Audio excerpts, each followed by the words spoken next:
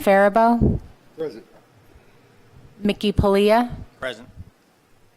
Ray Scipione, Councilman Oliva, Here. Councilman Willerman, Present. Bill Brinkerhoff, Jonathan Bask, Chris Kalani, James Matro, and Chairman Marinelli. Here, present. Thank you. Members of the board, you received a copy of the June 1st, 2022 minutes. If there's no additions or corrections to those minutes, entertain a motion to approve them as received. I make a motion to approve them as received. Okay, second? Mr. Palia, second. Thank you. Minutes of June 1st, 2022 are now approved as received. For tonight on the planning board issue, we have Hammonton Gardens, 631 Tilton Road, Post Office Box 865, Northfield, New Jersey. Block 1201, lots 5 and 5.01. Application number 14-21, Planning Board. Applicant is seeking approval to construct 4 new apartment buildings, 84 units, to accompany the existing 5 existing apartment buildings, 52 units on the site, which is located in Hammonton's IDZ zone, inclusionary development zoning district. Additionally, parking and lighting improvements, as well as associated site work. The applicant, yes, please identify yourself, ma'am, for the record. Good evening, Chairman Marinelli, members of the board. My name is Sherilyn Walters. I'm a partner of the law firm of Nemad, Davis & Goldstein. We represent the applicant, Hammonton Gardens, LLC. Very well. Proceed. Thank you, Chairman. As Chairman Marinelli indicated, Hammonton Gardens is before you this evening on an application for preliminary and final major site plan to permit the renovation of the 5 existing apartment buildings known as Hammonton Gardens, containing 52 units, and to permit the construction of 4 new apartment buildings containing a total of 84 units. All is contemplated and consistent with the town's court-approved affordable housing plan, which has been memorialized in the IDZ zoning ordinance adopted via Council Ordinance number 012-2016. The IDZ ordinance was adopted specifically for this site after negotiation and discussion between the town and Fair Share Housing Center and with the applicant's input. The inclusion of the property in the town's affordable housing plan was then reviewed and approved by the Superior Court of New Jersey, with the court finding that this site provides a realistic development opportunity for 13 affordable housing units to be accomplished by setting aside 15% of the new apartment units as units available to individuals who income qualify to occupy same. Since there will be a combination of market rate units and affordable housing units, in affordable housing parlance, we call that an inclusionary project. So if you hear that term tonight, that's what we're referring to. In addition to the proposed development already mentioned, as Chairman Marinelli indicated, this inclusionary project also includes a 2,800 square foot clubhouse and a tot lot as envisioned by the IDZ zoning, as well as related and associated site improvements, which our witnesses will describe to you this evening. This application was filed on November 10th, 2021. We received a letter from Adams, Raymond, and Hagen, who I'll consistently refer to hereafter as ARH, on December 21st, 2021, deeming the application incomplete. On March 3rd, the applicant delivered revised plans to the board secretary and board professionals in response to the incompleteness determination. As such, the application and supporting materials submitted therewith have been on file for at least 10 days prior to this hearing. Also on March 3rd, we submitted a copy of the application, revised plans, and other relevant materials to your Environmental Commission. We met with the Environmental Commission on April 13th. During that meeting, the Environmental Commission requested certain changes to 3 types of proposed plant species and requested that the applicant utilize lighting with a maximum of 3,000 CCTs to eliminate intense blue-white light effect. We have not seen a written report from the Environmental Commission from that meeting, but the applicant did agree and continues to agree to make the changes requested by the Environmental Commission. We received a new report from ARH on June 12th, indicating their review of the project. We've reviewed that report and we'll address many of the comments through our testimony this evening, but generally speaking, the applicant is largely in agreement with most of the comments in that report. Notice of this hearing was provided as required by law by publishing written notice in the Hammonton Gazette on June 1st and by mailing notice of this hearing to all property owners within 200 feet on that same date. Proof of publication and service of notice was submitted to the board secretary on June 7th and is on file. As such, the board has jurisdiction to hear the application this evening. Prior to the start of the hearing, I delivered to your counsel, who I believe handed out to everybody, a witness and exhibit list just for ease of reference as we move through the presentation. As noted in that document, we have 3 witnesses this evening. We have Tom Resch, civil engineer, Michael Colchins, our architect, and Mikhail Trocky-Vidal as a representative of the applicant. We also have several exhibits which we will mark as we move through the hearing.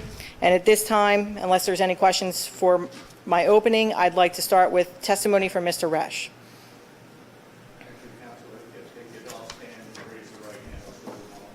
Perfect. For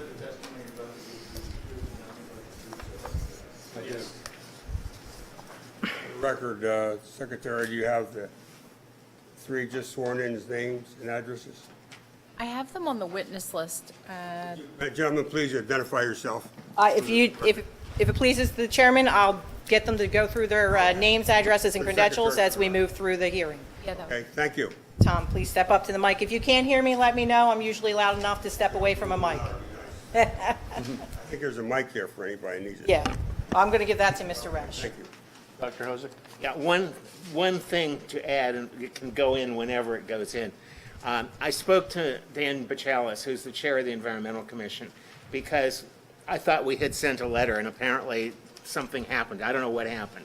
But anyway, I have the letter dated April 14th, and at some point in the meeting, I'll be happy to read it in so that we're clear about it. Sure.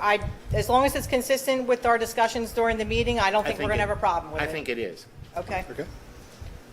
All right. How about when we get to the end of his presentation? Whenever you want it. Great, thank you. All right, Mr. Resch, would you please state your name, affiliation, and address for the record? Certainly. My name is Thomas C. Resch. I'm a licensed professional engineer and a licensed professional planner in the state of New Jersey. I'm with Duffy, Dulce, McManus, and Resch from Galloway, New Jersey. I have been a licensed professional engineer since 1993, licensed professional planner since 2001. I've testified before numerous planning and zoning boards in the state of New Jersey, but I believe this is my first time at Hammonton. I've been with Duffy Dulce for nearly 28 years. Like I said, first time before your board. Mr. Chairman, if it pleases you, I would like to have Mr. Resch accepted and qualified as an expert in the field of engineering. Based on his qualifications, please proceed. Thank you. Thank you. Good evening, Mr. Resch. Hello. Hello. All right, so this evening, we're here to talk about Hammonton Gardens application for 882 12th Street. Yes. And are you the architect for the the engineer for the project? You can try that. Yeah, I I'll can do yell. this. Yes, I'm the engineer for the Excuse project. me, yelling doesn't work because the mic needs to pick it up because it's also being broadcast. Right, okay. There's a button under the handheld mic. Is there a handheld mic there? Is it working Isn't it underneath? Yeah, where, I don't know. Yes, I on got the it. bottom? It's got a green, it has a green light. Is that working? Well, it had a green light. I think we had trouble with that mic at the Environmental Commission meeting. Can we borrow this microphone here? Certainly, yes. Why don't we try that? You take one, I'll take one.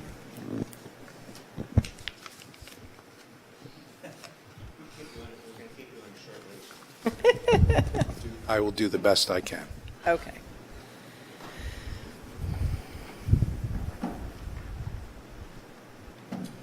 This is going to help her. It's ours. Thanks, Stuart. Just trying to help. All right. All right. I'm going to stand on this side. All right. Mr. Resch, are you the engineer for the project? Yes, I am. And are you familiar with the site? Yes, I am. And how long have you been involved with this project?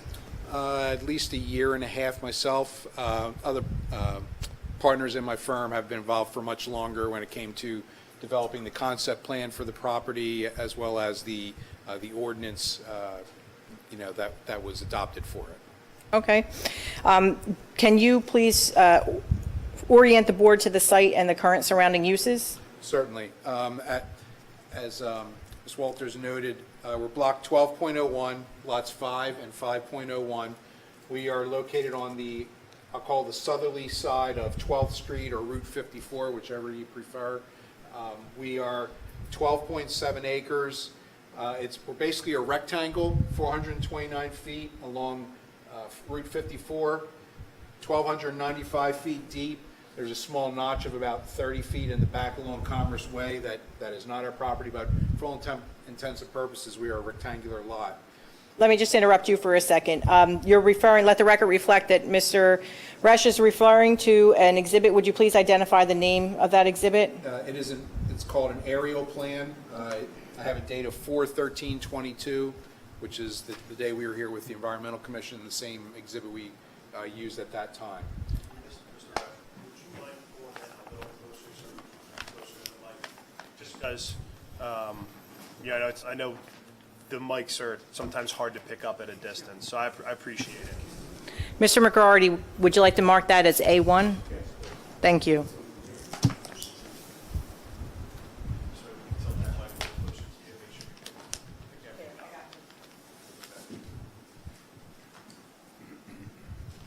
Technology, we're all doing the best we can, right? So, Thank you, Mr. Oliva. So this aerial plan shows the site. All around it, we have across the street from Route 54 is Cassia's Bakery, and I'm probably ruining the name, and I apologize for that. On either side of us are some residential houses, a farm market, farm fields, vacant property, and then to our rear is Commerce Way, and then Kramer Beverage is across the street from that. The existing site, as I outlined here, we've noted it has 52 apartment units in 5 buildings throughout the property, as well as a small single-family dwelling that faces Route 54. There's 2 entrances to the property at I'll call the northerly and southerly portions of the property, and then another driveway that takes you to the back. The back areas have dead-end areas, so there's no looping or anything, and when I get into the new property, I'll explain that also. There's at the present time, no access to the rear of Commerce Way. Excuse me. And also, Second Road is approximately almost 1,000 feet to our west or southwest that you see down here to orient you a little bit more. So that is our existing property and how it lays out in the present state. Thank you. All right. Before we speak about this, could you please identify that exhibit and its date? Certainly. It's site plan exhibit dated 4/13/22. And what this is basically the site plan that we had submitted with the application with some of the landscaping that was on the landscape plan.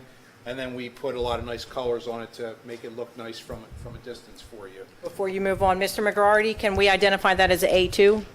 Thank you.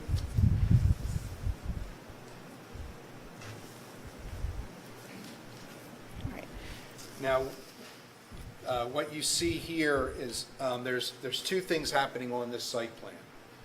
One, there's going to be a rehabilitation of the 5 existing buildings, which on here are lettered A, B, C, D, and E.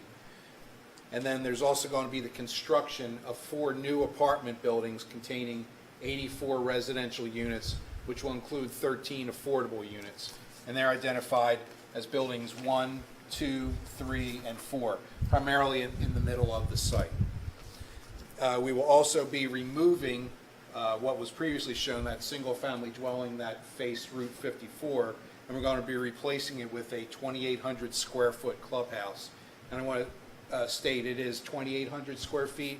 Our present plans say 2,760. The architect will be testifying a little bit that it's going to get increased to 2,800. That was what the requirement was in the newly adopted ordinance. So that will be a 2,800 square foot clubhouse. We will be adding 10 parking spaces in the front area to accommodate the clubhouse. There will be the new driveways. Previously, that they ended where I'm pointing out here as well as here. We're now going to extend it, form a loop around the facility, as well as have a new access out to Commerce Way in the rear. There will be plenty of new parking added all the way around the property to accommodate all of the new residential units. And we will have a total of 281 parking spaces. The ordinance, based on everything here, would require 279, so we are in surplus of what is required. In addition, that we're also going to have, as was required in the ordinance, a tot lot in this location, roughly about 40 feet by 40 feet, 1,600 square feet. And I'll describe that a little bit more shortly.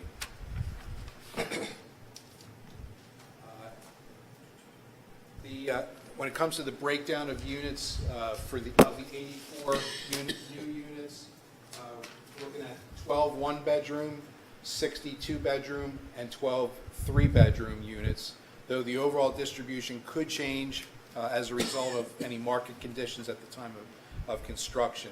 And of those 84 new units, as Ms. Walters described earlier, 15% or 13 will be affordable housing units. And the affordable housing units will comply with the bedroom distribution requirements set forth in the UHAC rules. I'm sorry, can you say that again? 12 singles, 60 doubles, and then 12 three-bedroom units? 12, Okay. 60, 12. And that's the current plan. However, you'd said that if market required, modifications at the time, then there would be changes made? The bedroom distribution could change slightly depending on market demand at the time of construction. The overall number of bedrooms staying the same? All or- overall number would stay the same. It would just be the distribution between one bedroom, two bedroom, and three bedroom. Gotcha. Okay, thank you. Just a quick question, if you do that, then you won't conform to what the guidelines say as far as distribution, then will you? So the UHAC rules apply the distribution requirement to only the affordable housing units. The 13 affordable housing units have to comply with a certain bedroom distribution requirement. Those would not be impacted. We will always comply with the UHAC regulations regarding those 13 units. And I could go through those approximate numbers for you if you like.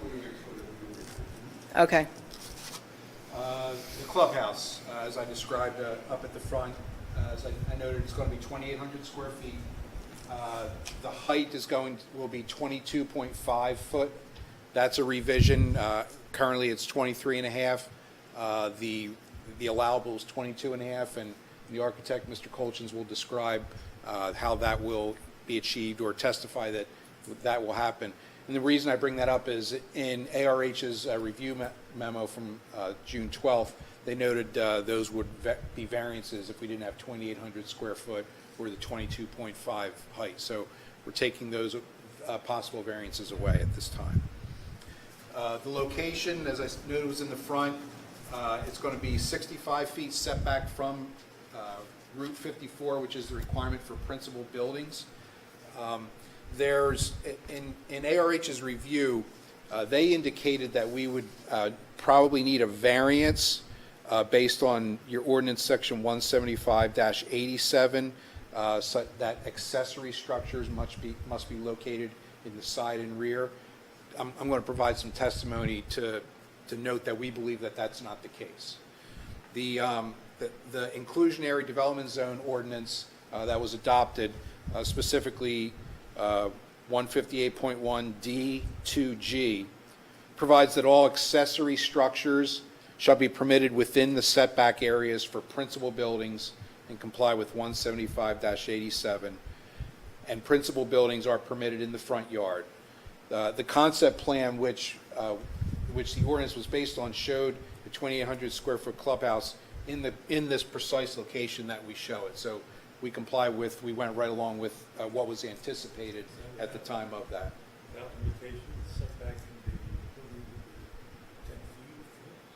I'm sorry, I didn't hear you, sir. The accessory building, which is the clubhouse, can be within the side yard you stated of additional buildings on this site.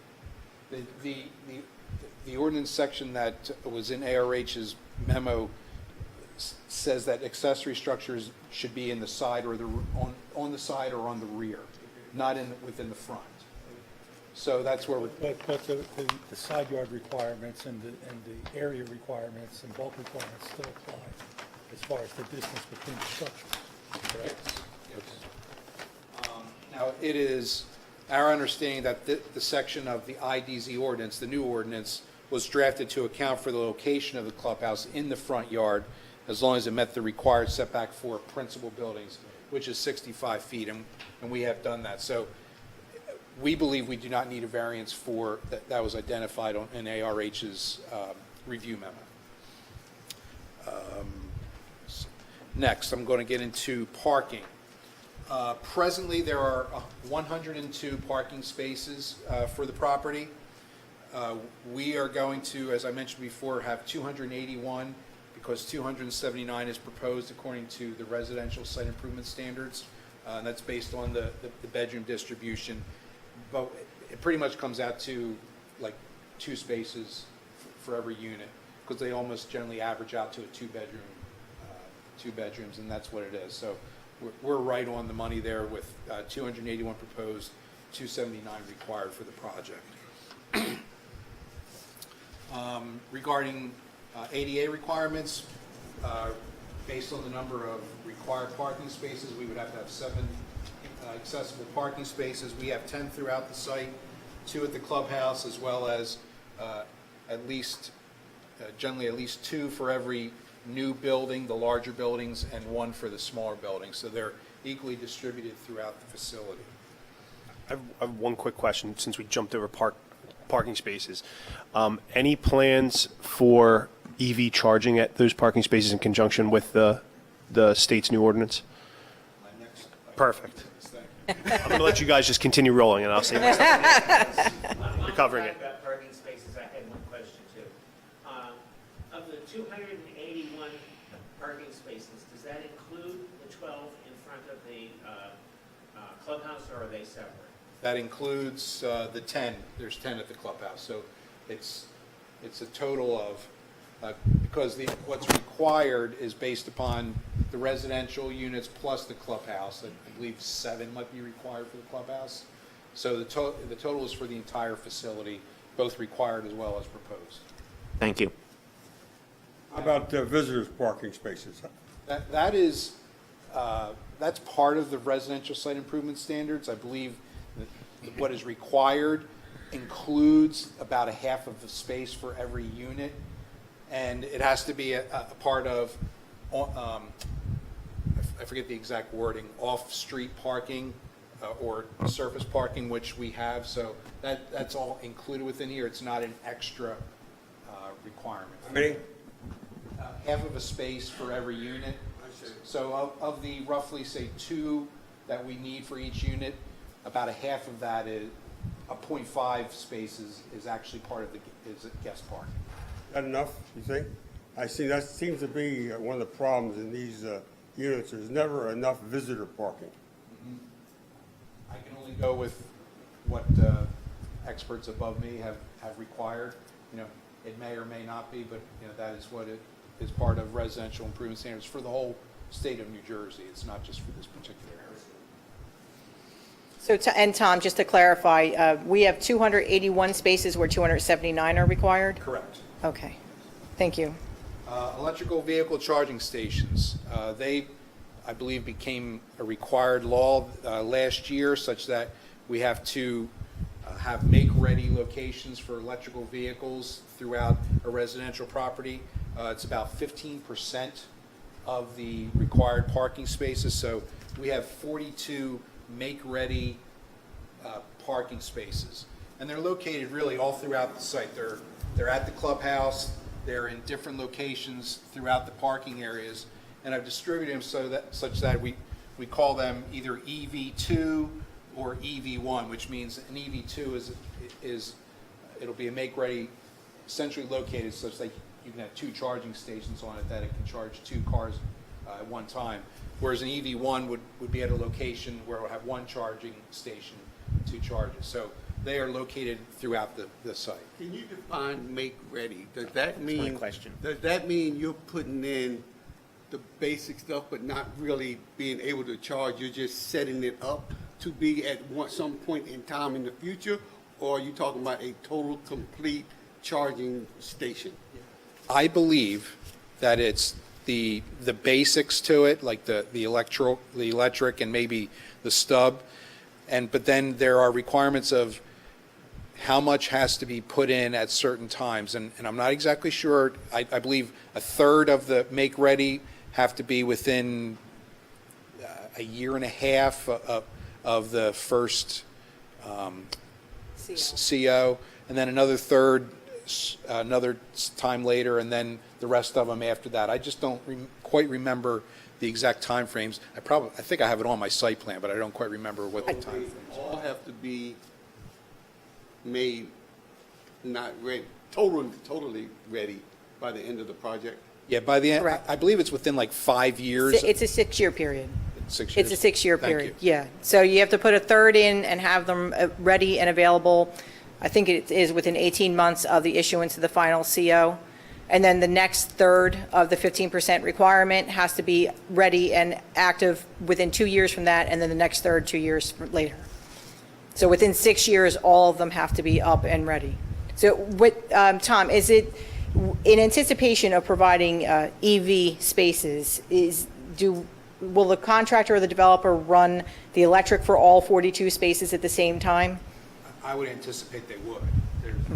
You would want to get that all done, all the wiring underground at once, rather than possibly disturbing any of the parking or anything else at a later date. So once the developer has gotten his bond money back and he's off the site, whose responsibility is it to complete that? Is it the project, the people that live there, or is it going to be on the developer? So, Mr. Fariba, that's a really good question, and that's a question that hasn't clearly been answered yet. The law is only about a year old, and everybody's still figuring out how the implementation works in conjunction with performance guarantees. But this particular property owner owns and operates the site, and if they were to sell it, that property owner would be an owner-operator. So it would be the property owner's obligation. The developer here is the property owner, is what I'm saying. So it would be the property owner's obligation to ensure that those are constructed. And how that ties into timing of performance bonds and release of performance bonds, we're still trying to figure that out a little bit. But it is it's a statewide obligation. It's an enforceable obligation. And just to clarify, if I may, these are all rental units, correct? This entire project is rental units. Yes, it's apartments. So nothing would fall to an individual unit owner because there will be no unit owners as part of the project. However, they could tack it on to the rent and say, okay, everybody got to pay for it that way too. Just Well, I'll take it. Signage on these So- units, on these charging stations. Will there be a specific sign there that says no parking, charging station only, or? I believe 9 electric vehicles can park in those locations. They're not only for electrical vehicles, but they're available there for electric vehicles to park there and charge at that whenever. Because who knows, in 5 years, there may only be 10 electric vehicles, on the site. So they all the other cars will need places to park also. But whether that's the case or not, I'm not sure whether that is in terms of who can park where, but you will comply with whatever the DCA's model ordinance requirements require, correct? Yes. So if that's not the case and they have to be left open for electric vehicles, then that's what you will do? That's correct. if that's the case, then they won't have enough parking spaces. The RSIS compliance requirement is separate, it takes into account the EV spaces. So it's a matter of how you designate those spaces, just like the residential site improvement standards. The number that were required takes into account the ADA that we have to have. EVs treated much the same way. Question, would you be willing to, if an approval is granted tonight, to submit to the maintenance bond being not released until the EV chargers are in place? That is something I couldn't commit to without speaking with my client first. I'm not sure we can commit to provide something that exceeds what the law requires, but I can speak with my client about it. The law requires you to put the EV chargers in within so many years, and you're going to have a maintenance bond if you get an approval. The maintenance bond, so the performance guarantees that are now required by law won't apply to parking. It only applies to perimeter landscaping and any improvements that are to be dedicated to a public entity. And that's what your maintenance bond covers as well. So the maintenance bond wouldn't apply to the parking in any event. Now, the town could consider, I've had this discussion before with other boards, a developer's agreement with the developer, with the applicant, that obligates, memorializes the obligations under the statute, and that developer's agreement would be binding upon any successor owner, and that developer's agreement would give the municipality an enforcement remedy and mechanism. So if that's something, I don't know if Hammonton regularly engages in developers agreements, but that is something that could be considered. So just to confirm, there's at this point no intention to install any of the actual charging stations at the time of CO, only the first third at the 18 months as per existing ordinance. That's not exactly what we said. That's what the law requires. Right. But we have a representative of the developer here, of the applicant here tonight. I'll speak with him before he testifies, and we'll give you an answer to that. Thank you. You're welcome.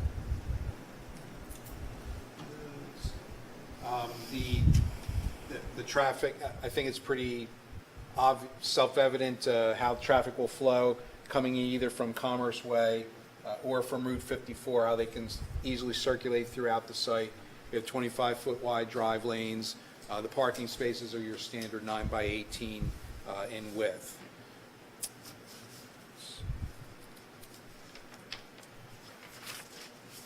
Also, ARH in their review memo noted that we would need, it's either a variance or a design waiver, I'm not sure, for landscape islands. As required by ordinance, landscape islands have to be provided one for every 30 parking spaces.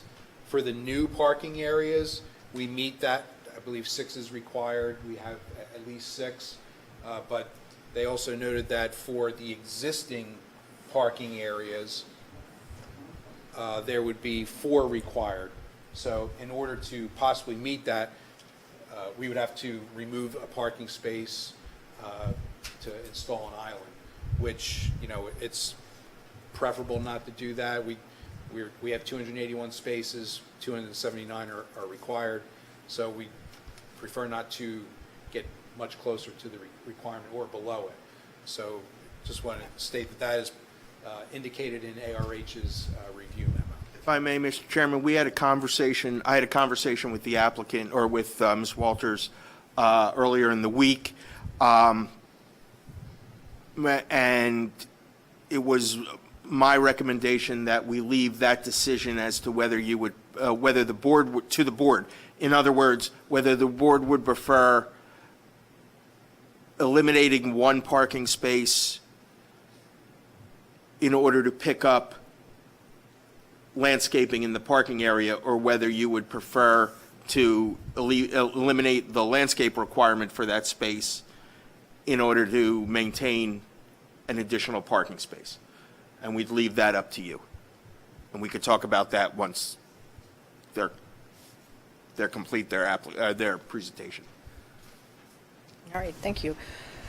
Thank you, Mr. Weiser. Okay, Mr. Resch, we were talking about, could you please just generally describe the landscaping and our conversation with the Environmental Commission about the landscaping?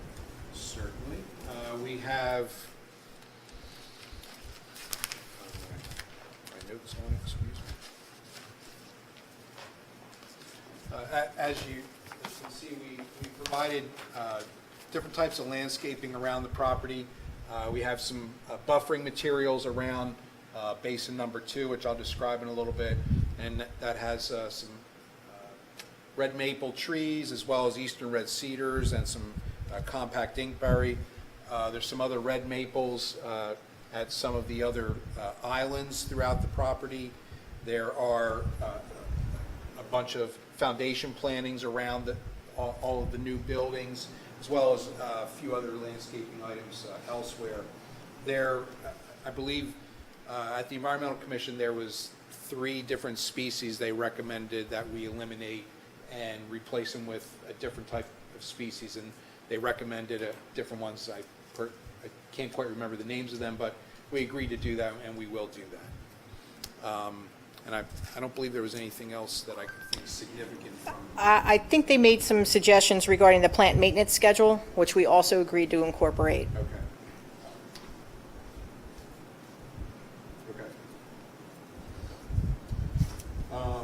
I think that's all I have for landscaping. Regarding, I think I have trash enclosure, might be one of my next items, excuse me. Sorry, I made you jump around. Trash enclosures. The concept plan that is part of the ordinance showed 3 trash enclosures. We have 3 new trash enclosures throughout the site, as I will point to here. They are 12 foot deep, 20 feet wide, about a 10-foot concrete island in front of them. They will be constructed of 4x8 concrete masonry units, CMUs, 6 foot high. The front gates will be chain link fence.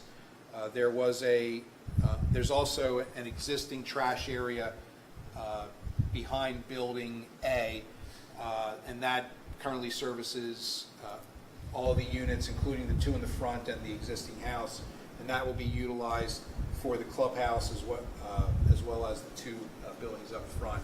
So that was one comment in ARH's memo about that. There was also a comment regarding the trash enclosure near building number 4, whether it would obscure or protrude into to any of the parking spaces. The structure itself does not. The gates, if they're open, may come out and partially be in front of a parking space. So I think what we'll be able to do is we can move that trash enclosure back 3 to 4 feet, so we won't have that issue. And we have no issue when it comes to setbacks, because the ordinance allows the setback for trash enclosures to be half the distance of the building setback. So the building setback here is 40, which is actually where we have it located. So we could go back to 20 feet. We don't need to do that. We'll just go back another few feet.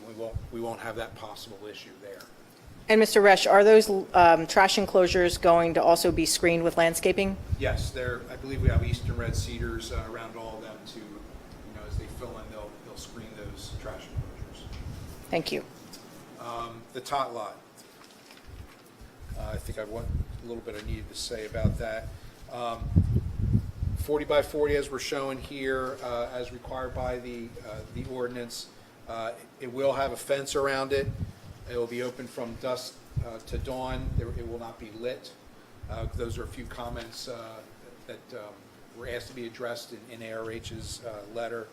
And there will be a sign there regarding any playground access and rules that need to be followed. We haven't finalized any type of playground design yet, but we will certainly work with your professionals on that in the future. What kind of fence is it? I'm sorry, we couldn't hear you? The tot lot itself? What kind of fence are we proposing? At this time, we're thinking chain link, but we could be open to something different. I believe on some other properties that the owner has, they have a chain link fence around their tot lot.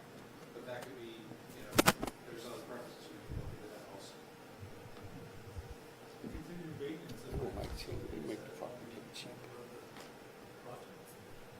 It'll be on the property owner.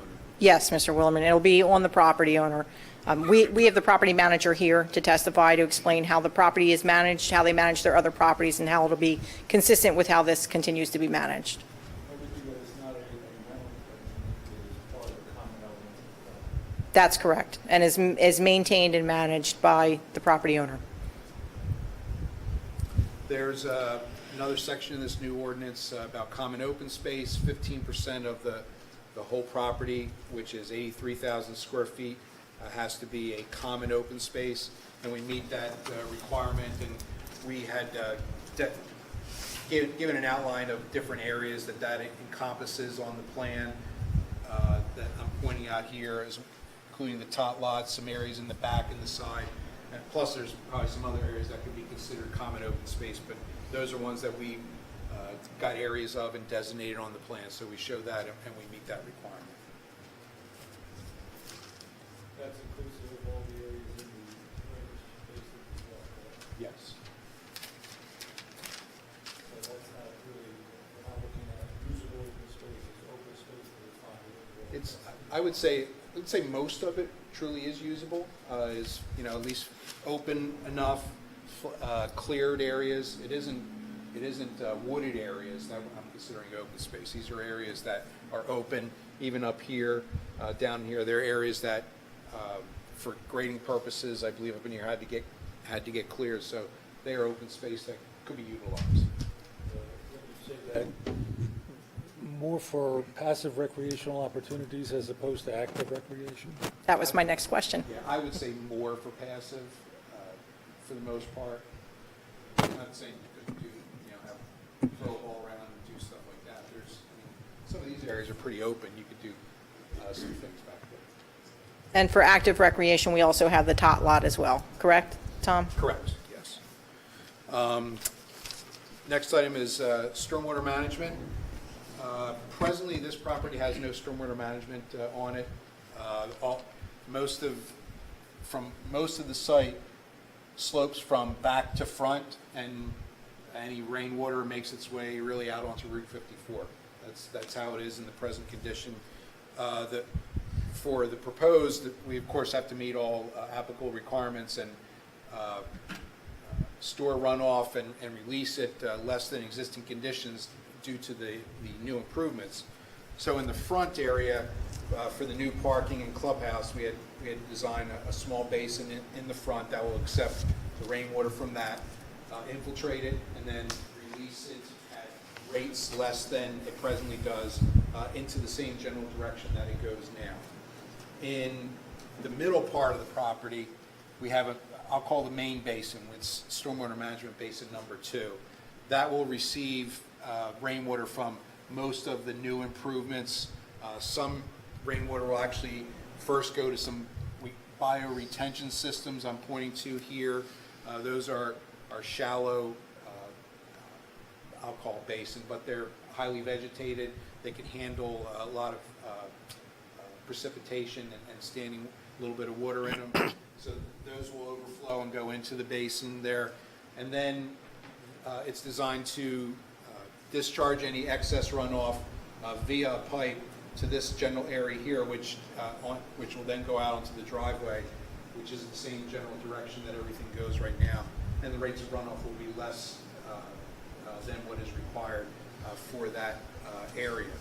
The third area that we have a basin is to the rear, facing Commerce Way. Now that had its challenges because I'm not sure if you've ever been out at this area from Commerce Way and looking into the site, but it's almost about a 20-foot difference in elevation from Commerce Way to the back here. And we have a new driveway that connects to the back that we had to obviously slope down to it. So we had to design these basins here to accept the runoff from those areas and try to squeeze them in where we have a lot of slope. We have had to account for the seasonal high groundwater table. So we were able to do that. But the problem was in the existing condition, being so heavily wooded and such good soil, there was 0 to almost 0 rates of runoff for the 2 and 10-year storm. So we were able to capture most of the runoff in these basins, and for the 2 and 10-year storm, we didn't release anything, so we were good there. However, the very end section of the driveway just is unable to get into those basins because of elevations and such.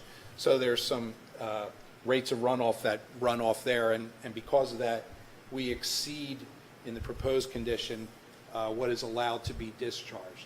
And because of that, our Pineland certificate of filing stated we were inconsistent, and it was solely for that. And I had, as I'm doing to you now, I had explained the reasoning why we just cannot meet those requirements, and they basically stated if your town engineer is okay with those,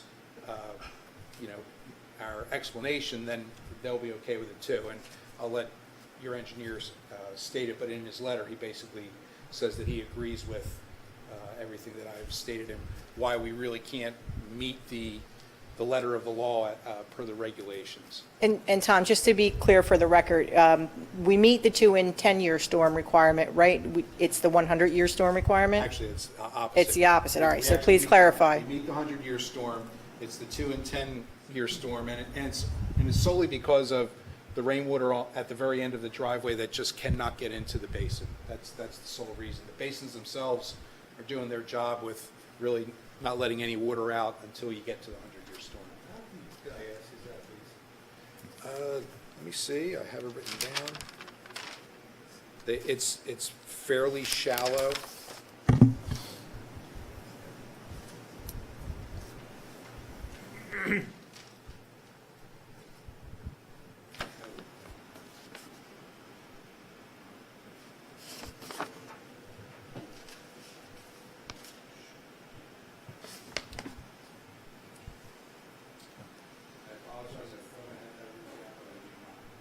Will you be able to look at that and maybe clarify that in a little while? Yes, I will. I apologize.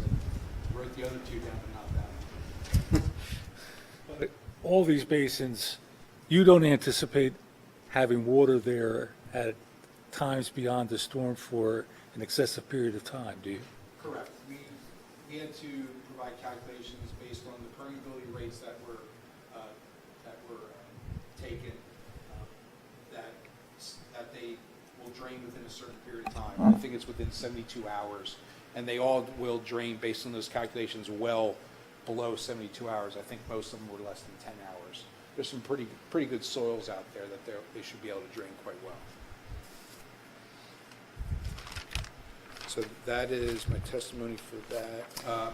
Lighting, I almost forgot that, I apologize.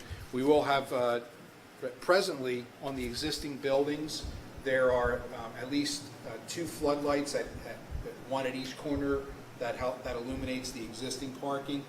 We're going to be supplementing those lights with new pole lighting throughout the property. I believe about 21 new pole lights that will illuminate all the existing and proposed parking in accordance with your ordinance.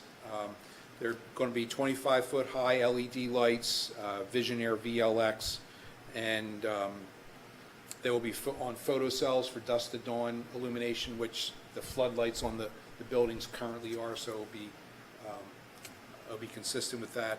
And as I believe the Environmental Commission asked that we have maximum 3,000 CCT lights, and we'll do that when we make our next set of revisions. They go all the way out the back of the property, out the driveway out the back? There's one at the corner of Commerce Way in the driveway. We don't have any on this here, but they are throughout for all of the parking areas. Is there a lighting plan that shows the illumination from? Yes. Okay. Yes, there is. It might be sheet 5A in the set.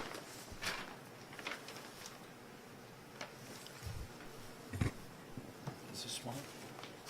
Yeah, sorry, that's yours. All right, Mr. Resch, thank you. So a couple just last items, site signage. Can you explain the existing signage and the proposed? Certainly.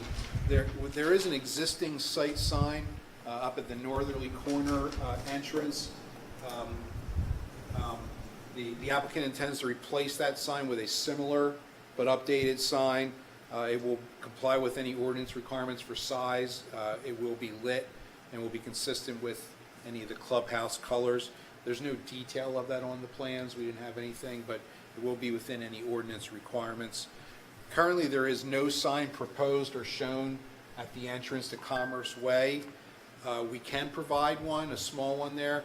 The one issue is it's required to be 15 feet back from the property line. From the right-of-way, perhaps? From the right-of-way, yes, thank you. And you really can't accommodate that. It would sit so far back you probably won't see it. So if we were to have a new sign at Commerce Way, it would probably have to sit just about on the right-of-way line. So it's really whichever the board prefers. And of course, if we do that, that would require a variance. So that can be a discussion at some point if you feel a sign is needed at the rear area.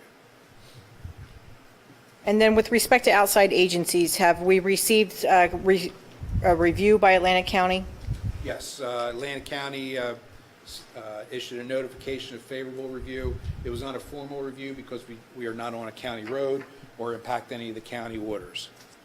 And you discussed the Pinelands, and with respect to water sewer connection, and will we be applying to DEP for an updated treatment works approval? Yes, first we need to make application to your municipal utilities department for the sewer and water, and then for the sewer at least, I believe we definitely have to go for treatment works approval.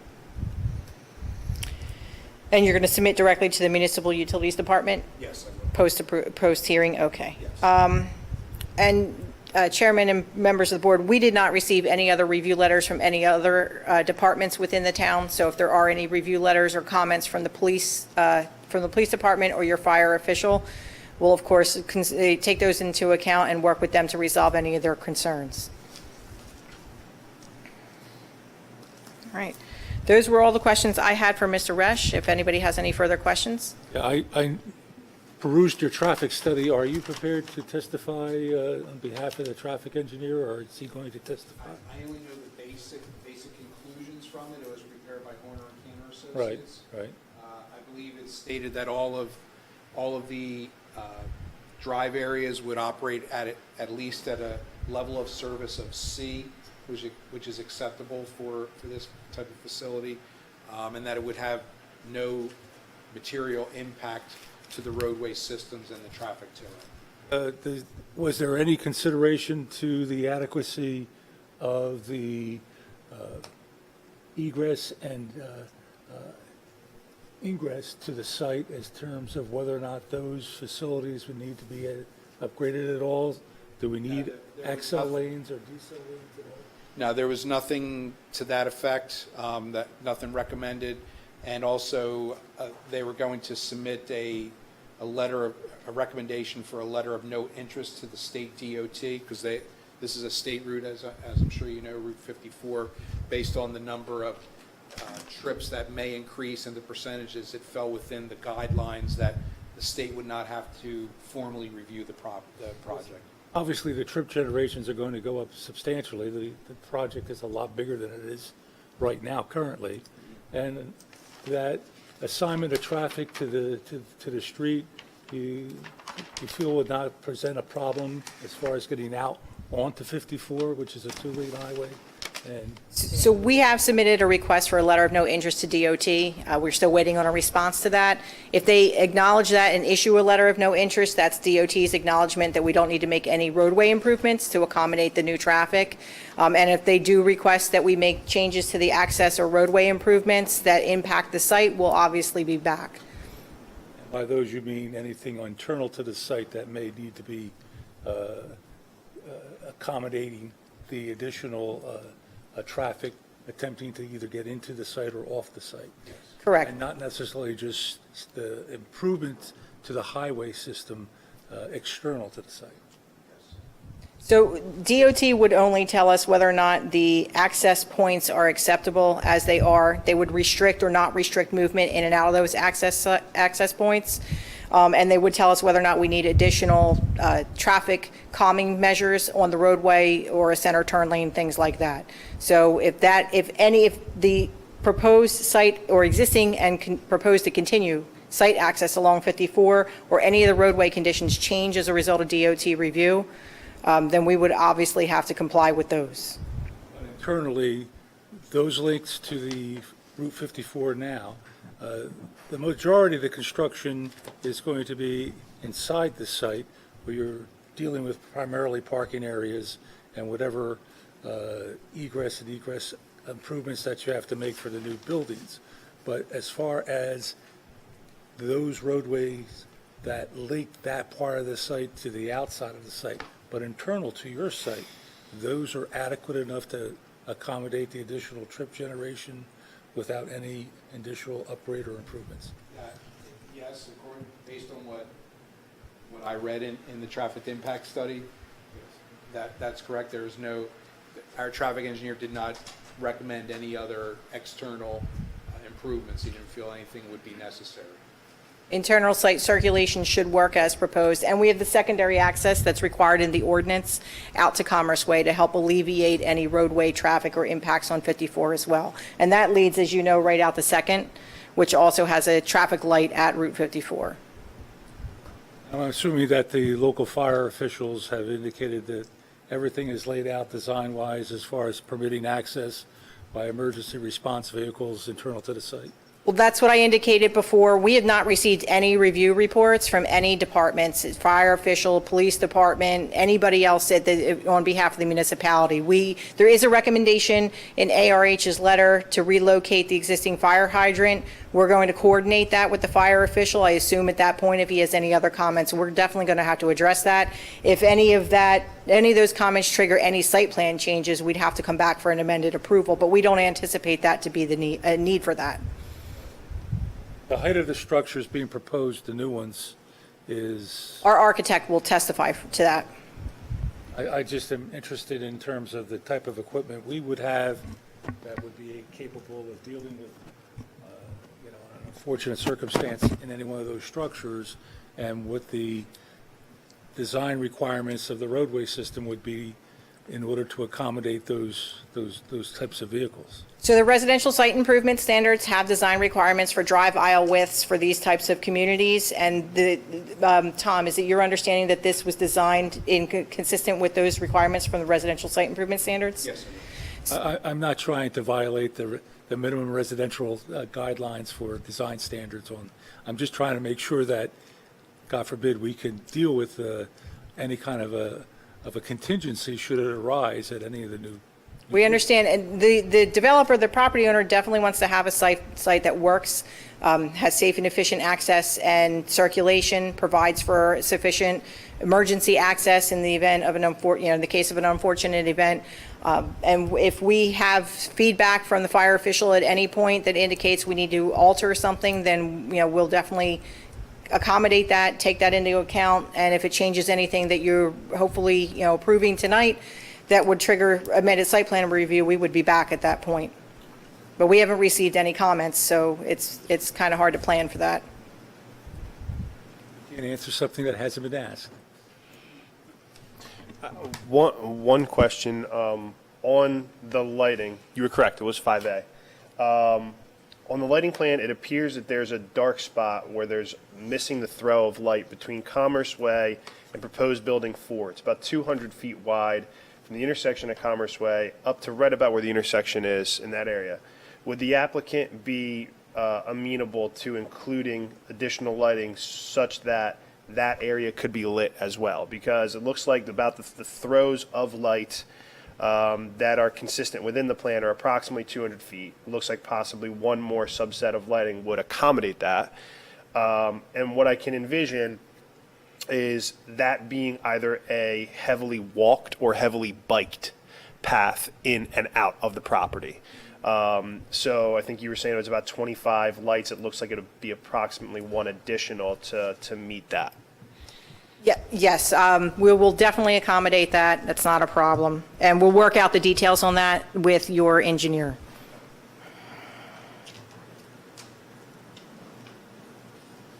I assume that there will be children in this complex, is that correct? We would anticipate that, yes. School bus stop.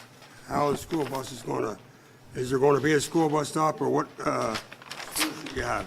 Mr. Resch, have you reached out to the school transportation department regarding a potential covered bus stop as recommended in the ARH letter? Yes, I left a message for, I believe it was Tony Mazza yesterday or Monday, as well as an email, and she got back to me, said we will get in touch soon. They have no plan at this time.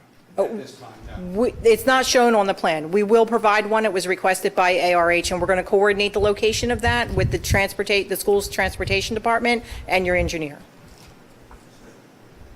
If a person in the new section wishes to walk out to 54, how would he go? Would you show me? I actually forgot to mention, there's a new walkway and gazebo that will, Now, is there a sidewalk there? yeah, there's a concrete sidewalk and gazebo. So they can Sidewalk and lighting? That would be the only way out to 54 walk here or along the driveway. is there sidewalk and curbing there? Yeah, there's no Well, is there existing curbing? I believe there's existing curbing. Okay. Yeah, there is. So I don't want them walking in the street, you follow me? That's my thought. Yeah, they either come right down here and out, or as presently they walk along the And there's driveway. sidewalk on that point, right, going to the last one you pointed to? There's sidewalk and curbing there? There's no sidewalk along here. The only additional sidewalk is, as I'm pointing out, that takes you, I'll say from the middle to the front. You get some sidewalk and curbing put on that new spot there? So the ordinance exempts us from curbing as part of the affordable housing project and inclusionary project. We try to avoid overly cost-generative requirements. So the ordinance doesn't require, and it actually exempts us from curbing. Sidewalk is a different issue. I'd have to talk to my client about the cost impact of that on the overall development, make sure it's not cost-generative. A lot of walkers, we have a lot of people walking dogs, and I would not like to see them walking in the street, especially because it seems like, yes. I was just gonna, add to that,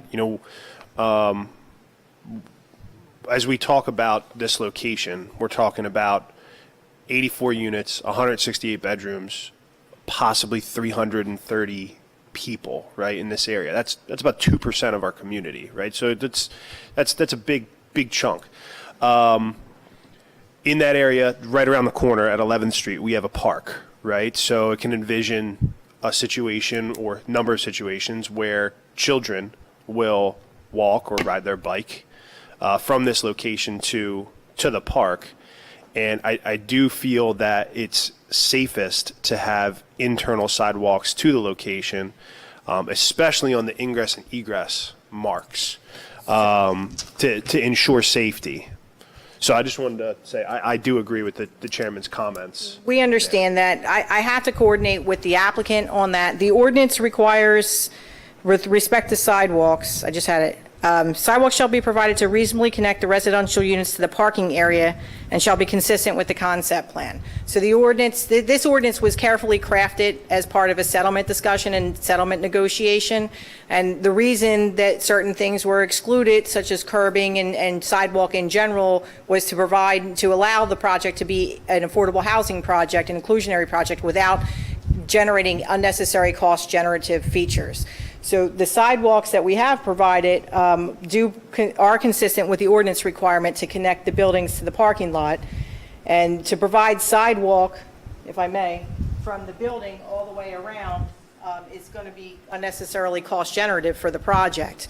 In other words, the affordable housing units do not generate income. The rest of the project has to absorb that. The law assumes that when you have an affordable housing project. So the law says you can't, we can't be required to provide cost-generative improvements, and I think that's why this ordinance was crafted the way it was crafted. It's very specific. But I'll talk to my client's representative that's here tonight. We can take a look at it and see if there's something that we can do at least closer to the You're not front. saying that they should not use it. Not use what? Entrance out 54, what you just pointed I'm not saying anything about who's using what or who should or should not use anything. All I'm suggesting is that providing sidewalk is cost generative throughout the site, so we need to take a look at what we might be able to provide within the realms of not being cost generative for the project. So while you're talking about cost generative, this project is supporting itself on its own revenue base, right? I mean, you're not getting any balanced housing funding or tax credits for affordable housing that would help offset the cost. That's correct. This is a self-paid, self-generating, and self-fulfilling prophecy, if you will, for the project. 50 and the required standalone, that cutaway is 15%, which is, I think you said 13 units. 13 units. So then there still are 71 units that are market rate units in this location. That's correct. So I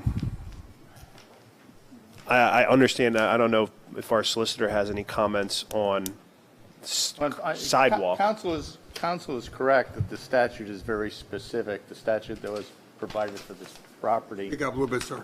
Oh, I'm sorry. Council is correct that the statute that was initiated for this property is very specific. But again, your obligations are the safety and welfare as part of the land use principle. And you certainly, I think you're within your rights to inquire. I think the property owner is willing to work with you, and maybe they should provide a proposal as to sidewalks that enter onto both entrances.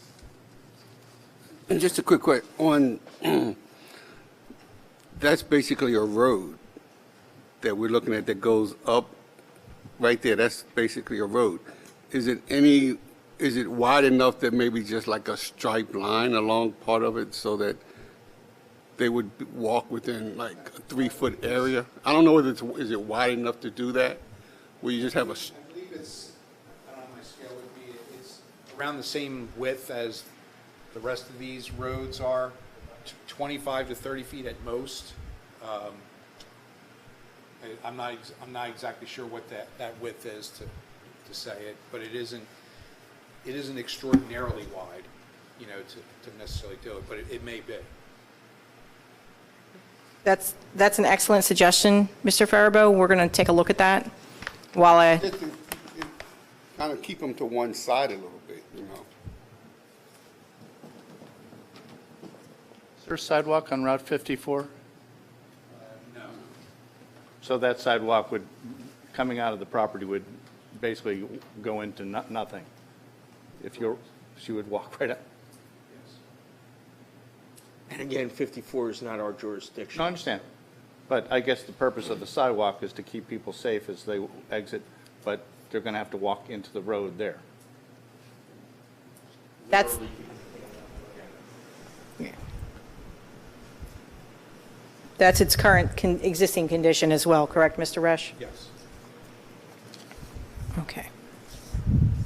Any more questions? I was going to do the environmental commission letter if Pardon me? that's appropriate. Thank you, Mr. Hosick. I don't know what happened. As I say, I contacted Dan Bachalis today, and he said, "Gee, I thought we sent that," and I don't know where it went.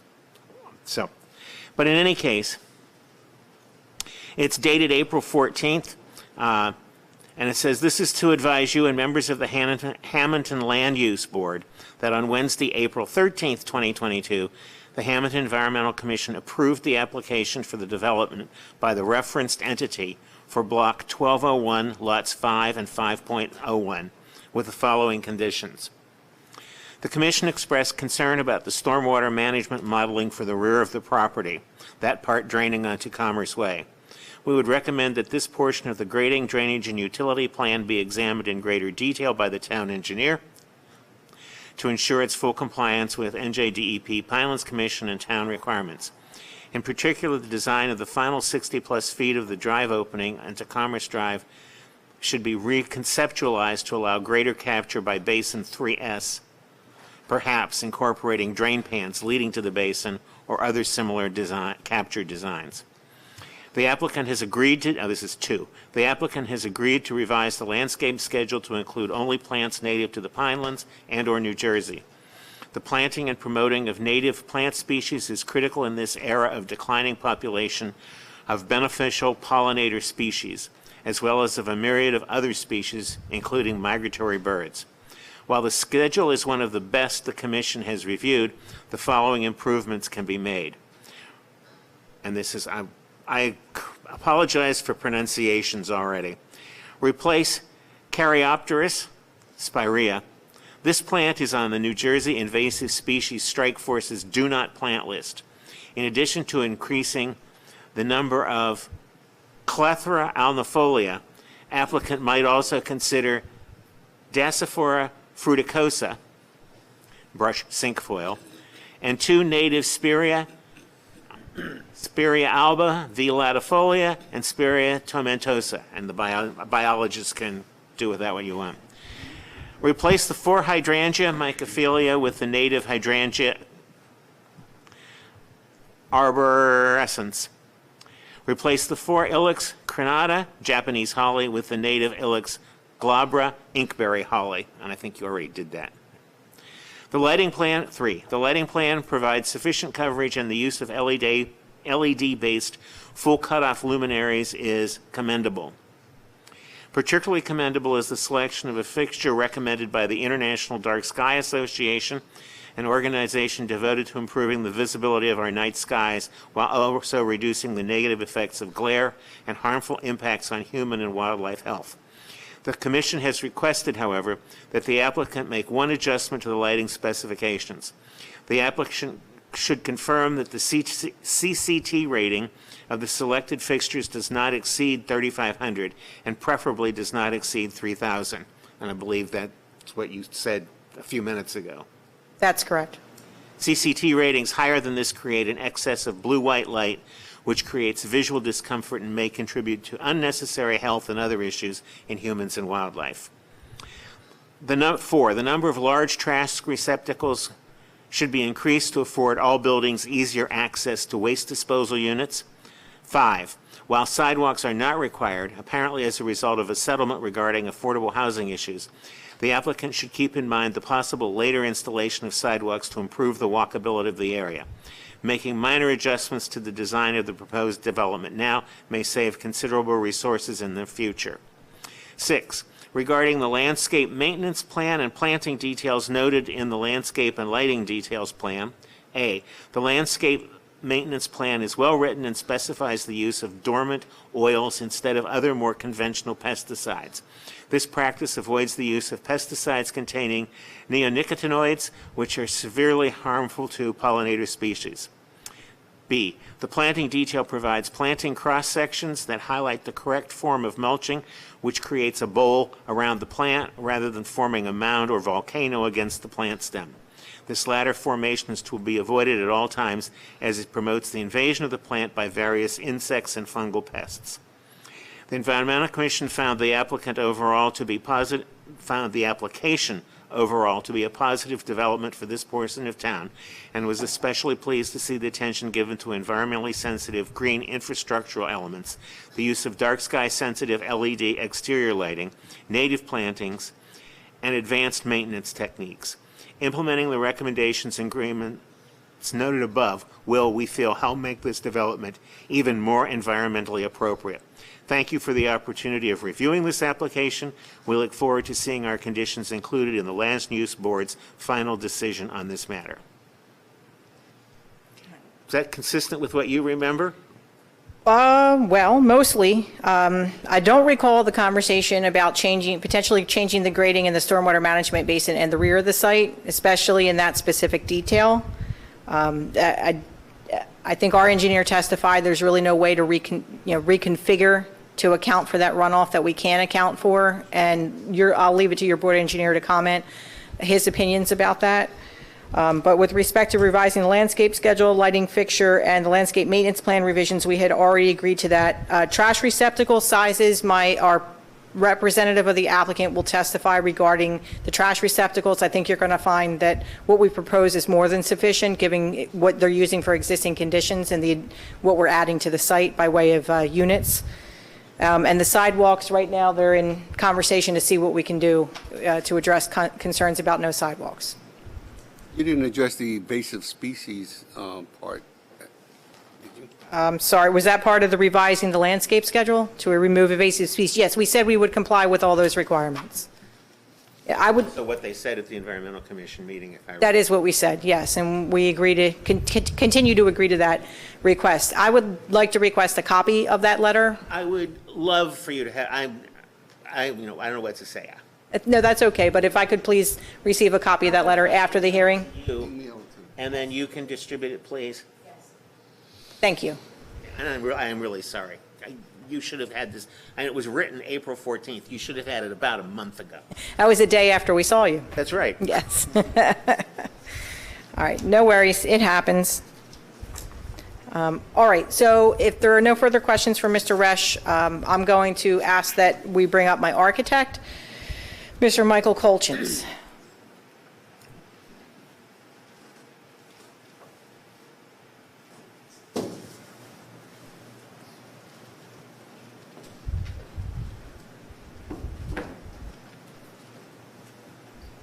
Mr. Colchins, would you stand on that side, please? And to the best of your ability, speak into that microphone when asked. Okay. Thank you. Would you please state your name, spell your last name, and provide your address for the record? Sure. It's Michael W. Colchins. The last name is, I'm sorry, Michael W. Colchins. The last name is Kolchins. I have a home office, 6021 3rd Street, Mays Landing, New Jersey. Thank you, Mr. Colchins. Are you a registered architect in the state of New Jersey? Yes, I've been registered architect in New Jersey since 1995. And can you please provide the board a little bit of background about your education and experience? Sure. I graduated NJIT in 1991 with a Bachelor of Architecture, licensed in 1995. I worked for different local firms and also a large firm in main offices in Las Vegas, and did a lot of work in Atlantic City for a while before I went out on my own in 2003. So I've been practicing on my own since 2003. I would submit Mr. Colchins as an expert in the field of architecture. Stipulate to his qualifications. Please proceed. Thank you. Mr. Colchins, are you familiar with this project? I am. And are you the architect for the project? Yes. Okay. You heard testimony earlier from Mr. Resch, is that correct? Yes, I did. And the general gist of the site improvements is that the applicant is renovating the existing 5 buildings and constructing 4 new buildings, is that correct? Yes, that's correct. All right. With respect to the new buildings, do you have an elevation that you could show to the board and explain what the elevation looks like? Please explain the overall elevation and point out any architectural features and/or the materials. So basically, there's 3 different buildings. The largest is a combination of 2-bedroom and 3-bedroom units. All the buildings, there's a wainscot of brick that's intended to match the color and the style of the existing brick buildings. That wainscot gets extended to the first story in the bays that are flanking each side of the entrance. Then it would be vinyl siding above that and different gable roofs. And there's a dormer. Might have caused some confusion that it looked like maybe it was for habitable space. It's not. It's just decorative. That's in line with the entrance just to create a sense of entrance and also to break up the roof line. And what is the overall building height? Glasses out. 45 feet. I'm sorry, 43 feet. 43 feet. And how many stories are the buildings? So it's 3 stories. I think there was some confusion about whether there was a half a story. I don't believe there's a half a story based on your ordinance. There's no habitable space in the roof envelope. It's just attic space. And the dormers were added for aesthetics? Yeah, it's only there for aesthetic reasons. All right, so You'll see in the rendering, it looks like there's windows. It's not intended to be windows. It's just flat work. as a matter of an architectural analysis, would an architect consider this a 3-story building? Yes. Okay. And you described primarily you were pointing to the largest building, which I believe is Building 4. You indicated there are 2 other buildings. Is the architecture for the other buildings consistent with what you just described? All the architectural features are the same. The size just changes. And do you have a color rendering that you could share with the board to give a visual of what we're anticipating? Oh, I'm sorry. Can we go back to that last one? Sure. I neglected to mark it into evidence. I apologize. Could you please give the name of this document and its date? It's like elevations and it's 12/20/20. Mr. McGarty, may I mark that A3? Yes. Thank you. And if we can move on.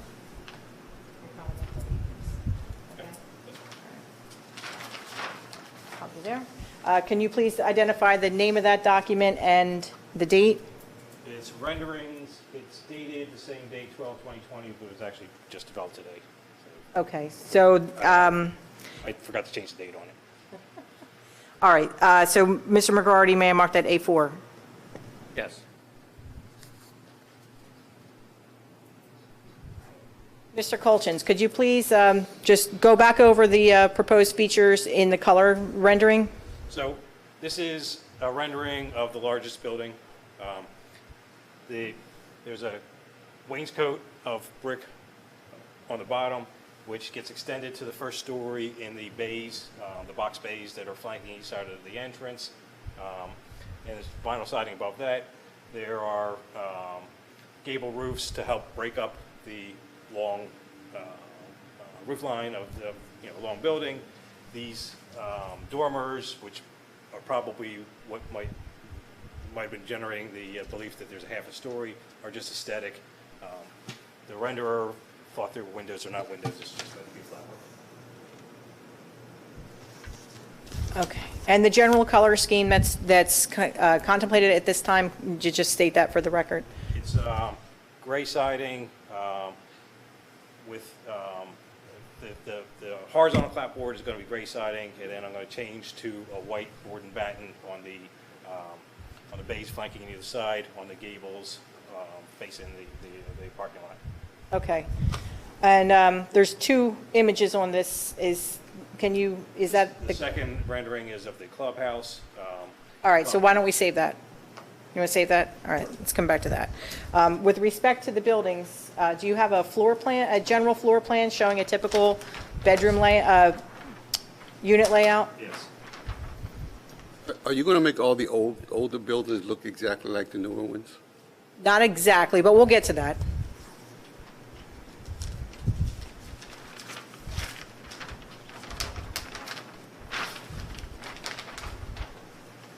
So this is the Before you do that, I'm sorry, please identify the name of the document and its date.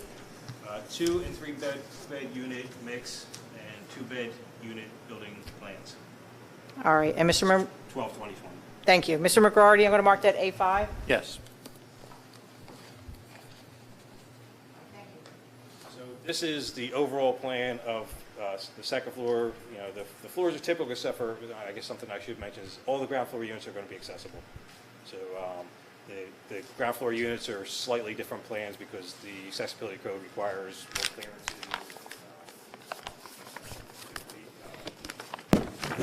Counters have to be adjustable. I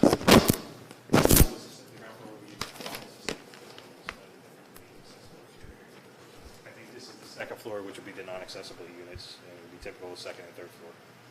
So the first overall plan is the largest building. The end units are the 3 bedrooms, and the interior units are the 2 bedrooms. What's the size of the bedrooms? Size of the bedrooms? Yeah, proposed size of the bedrooms. Forgot to measure the bedrooms. They're actually pretty good size. I can give you the size of the unit. Okay, the size of each unit would be? The 3 bedroom units are 1,503 square feet. The 2 bedroom units are 1,337 square feet. 1 bedroom units are 1,068 square feet.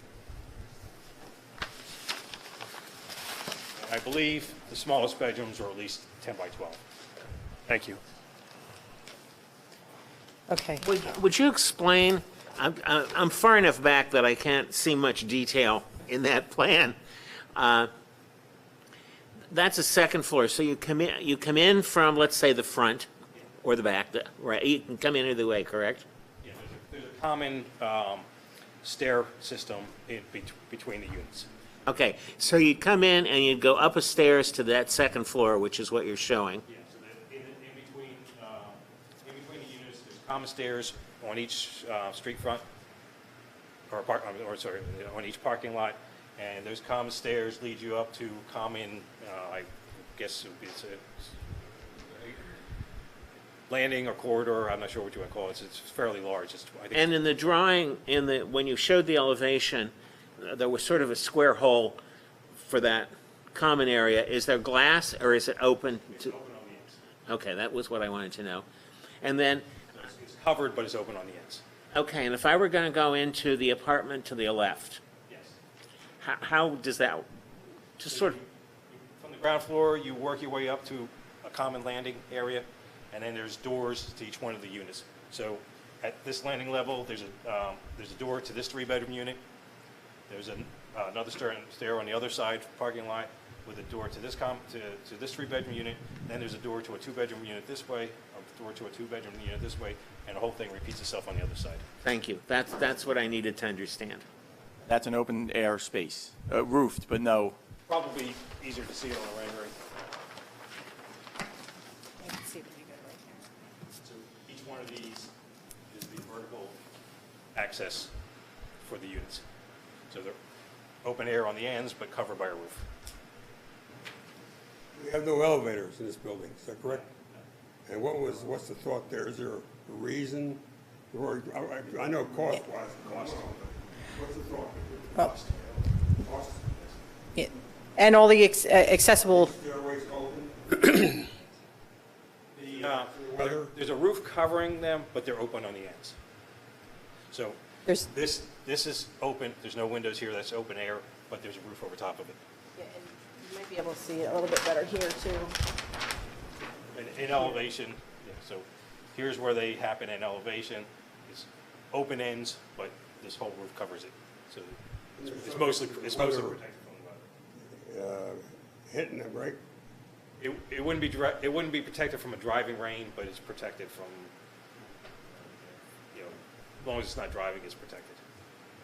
As long as we don't have a derecho, we should be okay. Yes. Common areas will be lighted. Yes. It's AD compliant as far as the first floor units. The New Jersey's barrier-free code requires that all the ground floor units be adaptable or accessible. There's really no other way to rent a unit on the second floor. If you meet ADA requirements, there's no way to rent a unit on the second floor. Matter of fact, I was kind of surprised. A long time ago, it used to be just 2% of the units had to be accessible, which would be a lot less units. Right now, it's 1/3 of these units are going to be accessible. Okay, thank you for that. So One quick question on the lighting that's going to be in the open area, is that going to be the responsibility of the apartment owners, or is that going to be management's? Is it going to be like tied into like a switch on the inside of the apartments, or is that going to be like come on? Yeah, we'll have our property manager testify to that, but that is common area, and that's the obligation and the maintenance is done by the property owner and operator. Okay, so if there's no other questions about the proposed buildings, we can move into the proposed renovations to the existing buildings. Do you have an exhibit to demonstrate that?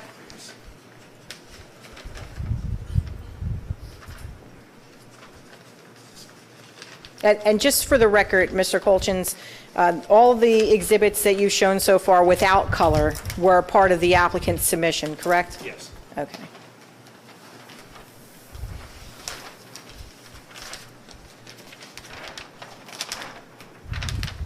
Okay, could you please identify the document and its date, please? I'm referring to it as existing apartment elevations, SK5, and is dated 12/20/20.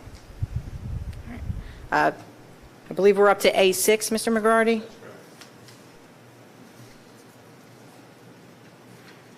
There's another, maybe I should show them the other document that goes with this, which is I developed today, which is just pictures of the existing. You want to start with existing conditions? Sure. I just show them what the existing looks like so that they can see. Let's identify that document, please. So I'm calling it existing apartment pictures, SK 5.1. It's same date, but it's actually developed today. Okay. And I'm going to mark that A7, Mr. McGarty. Correct. So this is a representative building of the existing structures. I blew up some of the focus areas that we're going to be making changes to so you can see what's existing and what we're proposing. So one of the things that you'll notice is long roof, monotonous. There's not breaking, nothing is breaking it up. The existing entrances, they have a roof, but there's not a lot of detail to it. It's supported by some aluminum posts that are very flimsy and not very substantial. I'm going to be making some changes there. There is some nice detail to it. There's nice trim around the doors. There's little bit of detail on the woodwork on the decks, and there's a little bit of a cornice underneath of the soffit. So those are things where we're going to be cleaning them and repainting them. But the major, Now you're referring back to A6? the major proposals for renovating the facades is to break the roof up with these gables that will be lined up with the entrances, so that we can break that long monotonous roof up a little bit. Will that be consistent with the architecture of the new buildings? Yes. So in the facades on the new structures, I've broken up the roof with some different gable roofs facing the parking lot, and that's what we're here. We're going to be working with the existing roof that's covering the entrances and adding to it, refinishing the gable end. I wanted to add some return roofs to it to give it a little more detail. Changing out those aluminum columns for 10-inch square colonial columns. Refinishing the railings and the deck edges. Repainting the doors and the trim. On the gable ends, we can get rid of the existing siding and get replace it with siding to match the apartments. The new buildings? Yes. Okay. And is there a feature that's on the existing that you're actually removing and not replacing? Oh, I'm sorry, yes, the shutters. There's shutters, they're out, one of my pet peeves is shutters don't look right if they're not proportional to the window. So if they're, if they don't close and cover the window, they just don't look right. And these are old, falling apart, some of them are missing. So I'm just proposing to get rid of them altogether. And on the bottom half of this page, you have, I guess, what we would consider a color rendering. Is that accurate or entirely accurate to what we're proposing? The color on my machine doesn't quite come out right, but it's terracotta is the existing brick color. On the renderings, the intent is to the wainscot that I'm adding to the new units is going to be the same style and color of terracotta brick as the existing. The clubhouse, there was a little miscommunication with our renderer, so I didn't get the renderings till today. He shows stone wainscot. It was intended to be the same brick as the. We're going to show them that next, okay? All right. So These are the exteriors to the existing buildings. So basically, we're trying to keep a continuity with the existing brick facades by carrying some of that brick. Existing windows and doors that will be repainted, refurbished. Yeah, the windows, I don't think we're proposing anything except for removing the shutters, but I was proposing to repaint the doors, repaint the trim around the doors. There's actually some nice trim around those doors. Repaint the fascias and soffits, or refinish those. Refinish the wood portion of the decks, refinish the railings. Those windows and doors are original elements to the structure, or how old? I assume so. I don't know exactly. They could have been replaced with something, but they're old. Okay. You had indicated that some of the shutters are missing or damaged. Yes. To the extent that there's any of this trim that you're talking about around the doors, the windows, what have you, that may be missing or damaged, are you going to replace them? Yeah, I've talked to my client about that, but Anything To the that best of can't, our ability. yeah, anything that can't be refurbished, I think would necessarily have to be replaced with something like kind, but we'll verify. But not taken off and just left? Oh, no. There's actually some nice detail on the doors. There's a dental molding on the crosshead of the doors and the trims. I don't know the availability of that exact trim. If someone was missing, we might have to customize a little bit. But the intent would be to replicate And not just replace it with just flashing or T111 or something? So the planned exterior of the existing buildings is, in terms of the brick, is to stay the same. It looks a little different in the rendering, but the terracotta brick is remaining. my machine doesn't. Okay. And the improvements are to the other features on the existing buildings. Okay. On the drawing of the renovated building, each unit has a recessed patio in here on the existing building. In that drawing, it doesn't look like that patio is recessed at all. It's 2D.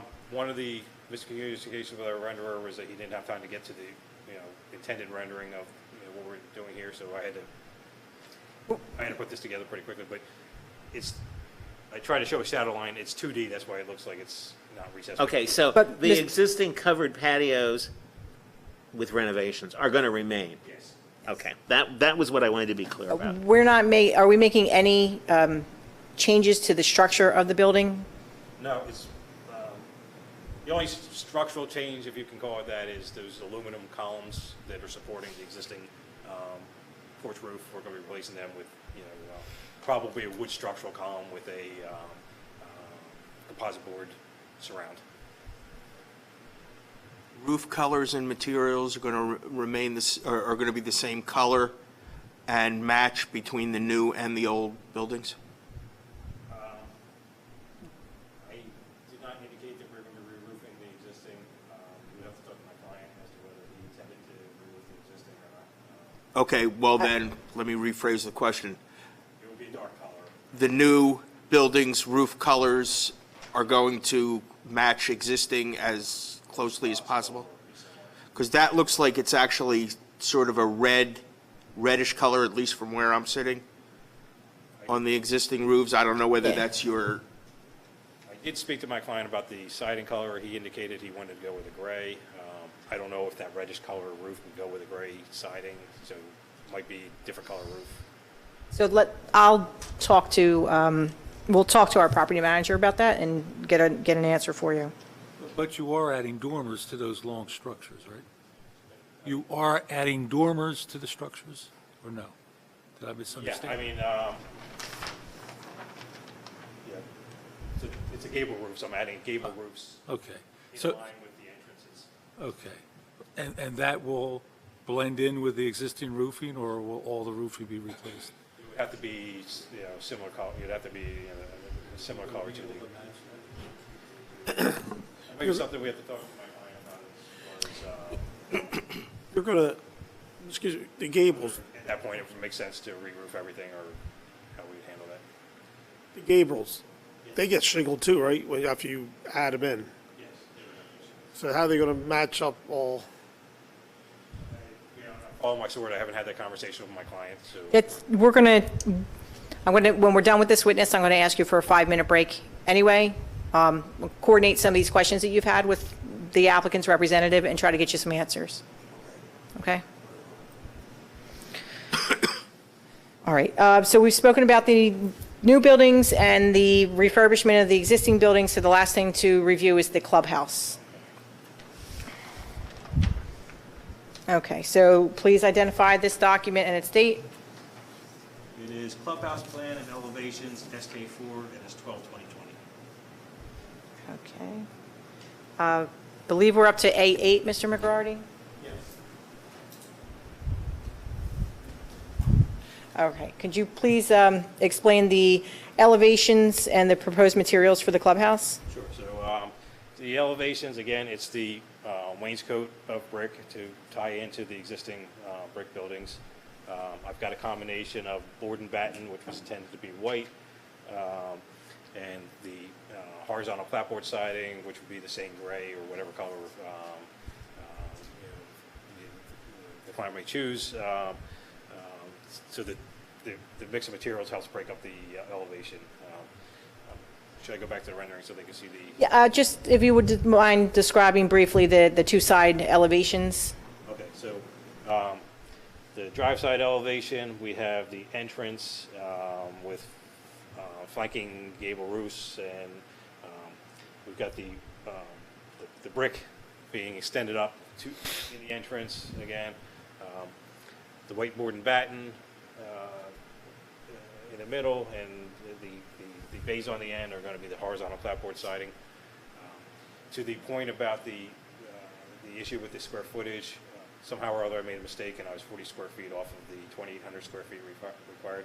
So I've already made that change. What I did was I extended the two bays on the end 1 foot, and that got us the 40 square feet that we need. And with respect to the overall height of the building, we had originally shown it at 23.2 or 23.5 feet. Are we reducing it to the requirement in the ordinance of 22.5 feet? It'll either be changing pitch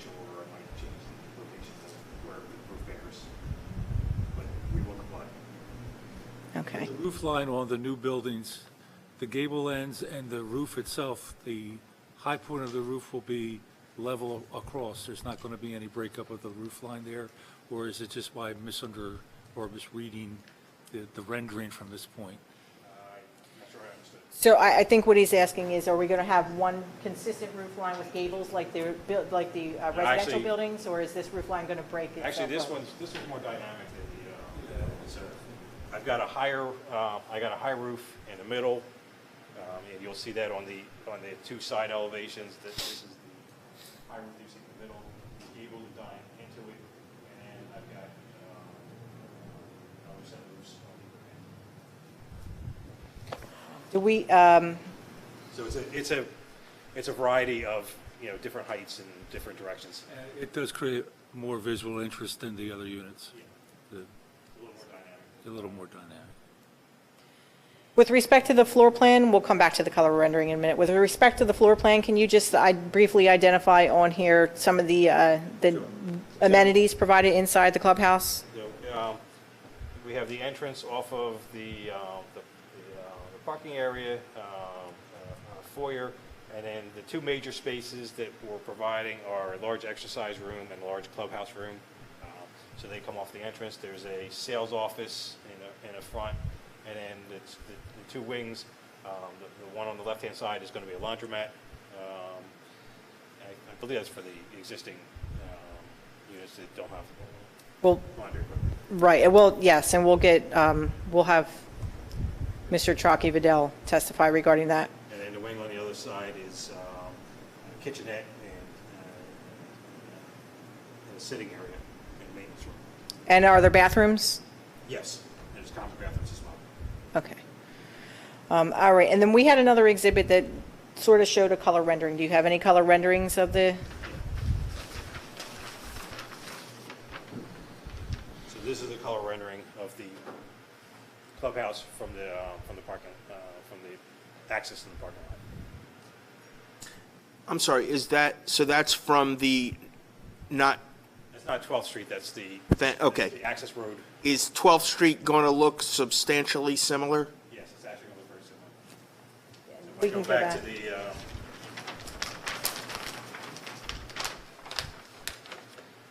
so this is the elevation you were seeing in the rendering, and this is the elevation on 12th Street. It's not exactly the same, but it's very similar. Close enough.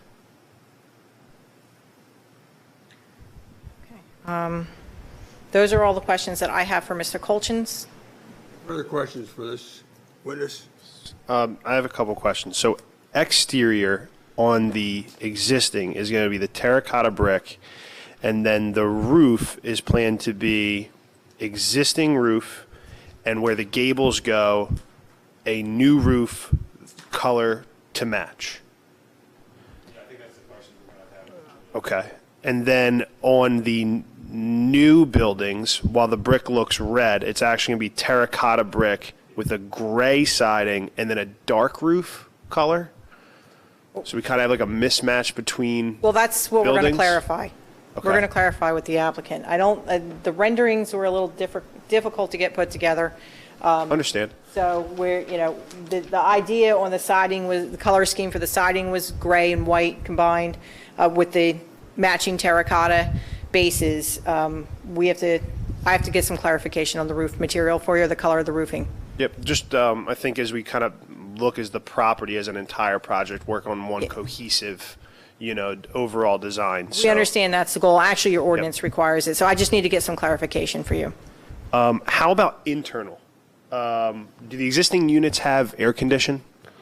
Okay, and the other amenities that will be in, are there other amenities in the new units that currently are not in the old units and will be brought into the old units for internal use? I don't believe we're proposing any changes to the internal. So there's no refinishing of the inside of those units, just exterior? So again, we'll have the applicant's representative testify. Generally, units are refurbished as one tenant leaves before another one comes in. Okay. There can't be a unified plan to do it all at once as Right. part of the exterior renovation, but we'll have the property manager confirm. Okay. Mr. Colchins, could you go back to the floor plan for the new buildings? Yeah, I was going to say, one of the, I guess, the amenities that we have in the new building that we're not providing directly in the existing units, but I think we're addressing in the overall master plan is laundry services. So there's laundry equipment in the new units, and we're providing a large laundry room in the clubhouse that we believe is meant for the existing units because they don't have any laundry equipment in those units. And that's going to be limited to the residents of the complex itself, not available to anybody from the outside? Correct. You'll hear testimony from the property manager indicating that'll be key card or swipe access only, and those key card swipes will be made available only to tenants in the existing buildings. When you say laundry facilities, are they in the individual units, or is there a common laundry facility in each? Thank you, that's what I wanted to know. Are the existing units that are air conditioned, are they air conditioned central air, or are they air conditioned window units? Sorry, the existing units or The existing units. existing, I don't know if they're conditioned. Okay. The proposed, I believe, we're conditioning the, we're Central air I believe we're providing ducted air for the new units. Okay. And Ms. Walters, is that know. something I that don't the, know if the existing units are conditioned. If I said they were, then I was mistaken. okay, so then we'll cover that with the property manager. That's correct. And of the new units, is there a general idea of approximately how many have been renovated in, the last 10, 20 years, of the existing 42 units? Then we could take that with the property manager. That'll be a question for the applicant's representative. Are any of the new buildings sprinklered or no? I think that, I did this a year ago, and I'm sure I looked at whether they had to be or not, but I don't recall. I mean, I guess the answer is going to be if they're required to be sprinkled, they will be, but I don't recall. I guess for you, more importantly, the common areas where those common staircases are. That's what I was thinking. Yeah, that's true. But they're covered. They got a roof on them. whatever the construction code requires is what will be provided, yes. It's an R2 use, correct? I'm not qualified to answer that question. It's going to be Do you know? multifamily. I think it's R2, but I'm not positive. Yeah, so R2 with a common space. Last year I did the code review and I just, I forgot to refresh my memory on that information. Is there any plan to mitigate the impact of the new construction on the people that are living there during the construction phase of the project? Are you going to do it one unit at a time or all the units simultaneously? So- and how does that affect the people that are living there now? We'll have the, that's a question that we'll answer through another witness. Are there any more? Correct me if I'm wrong, I was sitting up here when the ordinance was in place on council, and I was under the belief, if my memory serves correct, that the existing units were going to be rehabbed as a one-on-one with the new buildings. I think that was the scope of the ordinance. There's a phasing requirement that requires a certain percentage of the existing buildings and units to be, I have to look at the code. I said units, but I want to make Question sure. that was asked, and the answer was that they were not going to be refurbed on the inside. What was the testimony given? Just so we're clear. So it says, the existing 5 buildings on the property shall be rehabilitated in accordance with the following phasing schedule. Building number 1, new building certificate of occupancy issued for building number 1, required completion of rehabilitation of existing 5 buildings, 0. So it's COs for the new buildings versus renovation of the existing buildings. Sherlyn, I think he's referring to section 1, which is the extent of the rehab, not the phasing in of the rehab. And the question is the proposed rehab consistent, compliant with that section 1? I think that's what you're right. So just to understand, you're talking about, are we just gonna paint it or are we gonna rehab it, right? Well, I think the question, as I understand it, is are we doing interior and exterior or exterior only? Is that the question? That's my question. What do you define as a rehab and what I think the board defines as a rehab of an existing building are two completely different things. All right. Because like I said, and I know you're going to have a recess, so you can discuss that, but then I think the other board member asked, what buildings, I know you've been doing rehab to existing units ongoing, so maybe that's already in place and sufficient. Right. I would just point out the language in the ordinance. I wasn't here. I defer to you, Mr. Palia, on what you thought the intention was. The language in the ordinance talks only in terms of rehabbing existing buildings, and it talks about the buildings, exterior of the buildings. So I'm not really sure what, I was looking at it in that light. I haven't had that particular discussion with my client because I was looking at it in that light. So when we take our recess and I discuss with the applicant's representative, I'll try to get you an answer to that question. Do we have a definition of rehab? Well, here's the statute, just so you know what we're working with. It says, in conjunction with the new construction of the multifamily residential development contemplated under this provision, the 5 existing multifamily residential buildings shall be rehabilitated to conform as much as practical in light of the requirements for the elimination of the cost-generative features. The rehabilitation of the existing buildings shall be phased with the new construction. For the purpose of this section, rehabilitation shall mean cosmetic and architectural design features to the existing building's exterior that complement the new construction style. The 5 existing buildings after rehab shall look substantially similar to the elevation attached as Exhibit C. That's what the statute says. That's what they negotiated. I stand corrected. That's okay. Well, we will, Councilman Oliva asked about, the number of units that have been renovated so far, the frequency of renovation. So we'll get you some clarification on that. All right. If there are no other questions for Mr. Colchins? Seem to be. Chairman Marinelli, I would request maybe a 5-10 minute recess, just so I can confer with the applicant's representative. Randy, Thank you. 10-minute recess, okay? Thank you.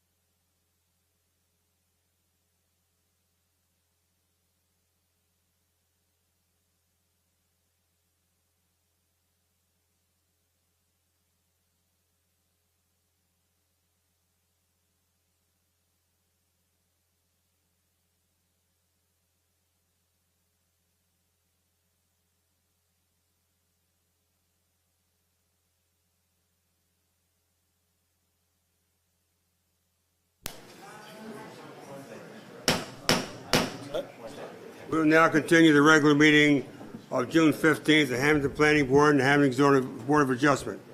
Attorney, are you ready to continue?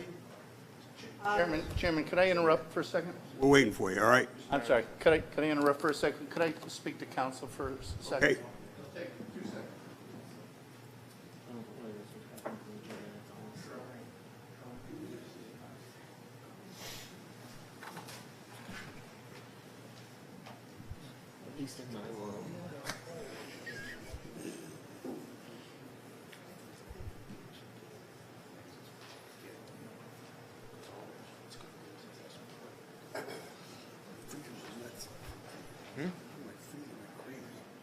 Sometimes it's really cold in here. Tonight, I'm not noticing that. It's not? No. I have been freezing in here before. I'm not sure.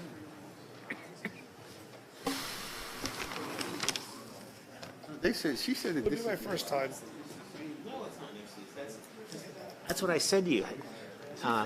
She said, Hamilton Gardens LLC. Shelley. I think maybe the stuff on the bottom. That's today. That's the meeting minutes.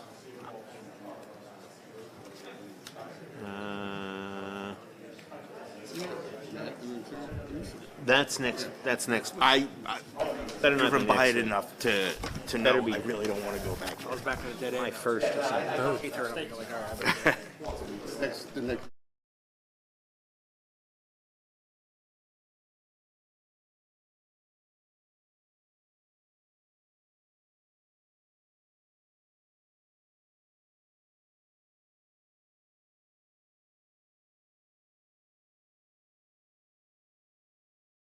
It's going to go to all these different, for some reason it did it. July, I guess. First Tuesday in July. I'm putting together for Right, first Wednesday in July. here though. for other clients for Mettrell. Chart how things are supposed to. I thought I wasn't at the last meeting, and so Attorney, we'll hear from you. abstained on voting. Thank you, Chairman Marinelli. Sorry for the Thank you. delay. No. And thank you for taking the break. We appreciate it. Sure. Mr. Traki Vidal, could you please state your name, spell your last name for the record, and provide your address? Sure. My name is Mikhail Traki Vidal. Last name is T as in Tom, R-O-C-K-I -V-I-D-E-L-L. And your title? I'm the I'm sorry. Could we get his address first? I currently work at Jack Traki Development, 505 Tilton Road, Northfield, New Jersey, but the mailing address is P.O. Box 689. Thank you. Do you want me to continue to call you Mr. Traki Vidal every time, or Mick? I'm going to refer to him as Mick, just to make the record easier. Okay, so Mick, what is your position with on behalf of the applicant? I've been the property manager for Hammonton Gardens as well as other entities for 13 years. So roughly, I oversaw around 700 apartments. And you do, all right, so, I'm sorry, strike that. So I'm going to walk through some of the questions that I had for Mr. Traki Vidal, and then we'll, as we're doing that, we'll try to answer some of the questions that the board has already asked. And anything we don't answer, we'll come back to, okay? All right, so with respect to the proposed clubhouse, can you please explain how that'll be accessible by tenants? Yeah, so there will be either a swipe card or a key card for the tenants on the property and only affiliated with the property to be able to use that clubhouse. It will not be open to anybody outside of Hammonton Gardens. And with respect to the laundry facilities that are going to be located, are they replacing existing laundry facilities for the existing buildings? Yes, there's currently a set of laundry facility, I think to my recollection, in the basement of B building, so they will no longer be there. And for A, B, C, D, and E, the clubhouse laundry facilities will be utilized for that.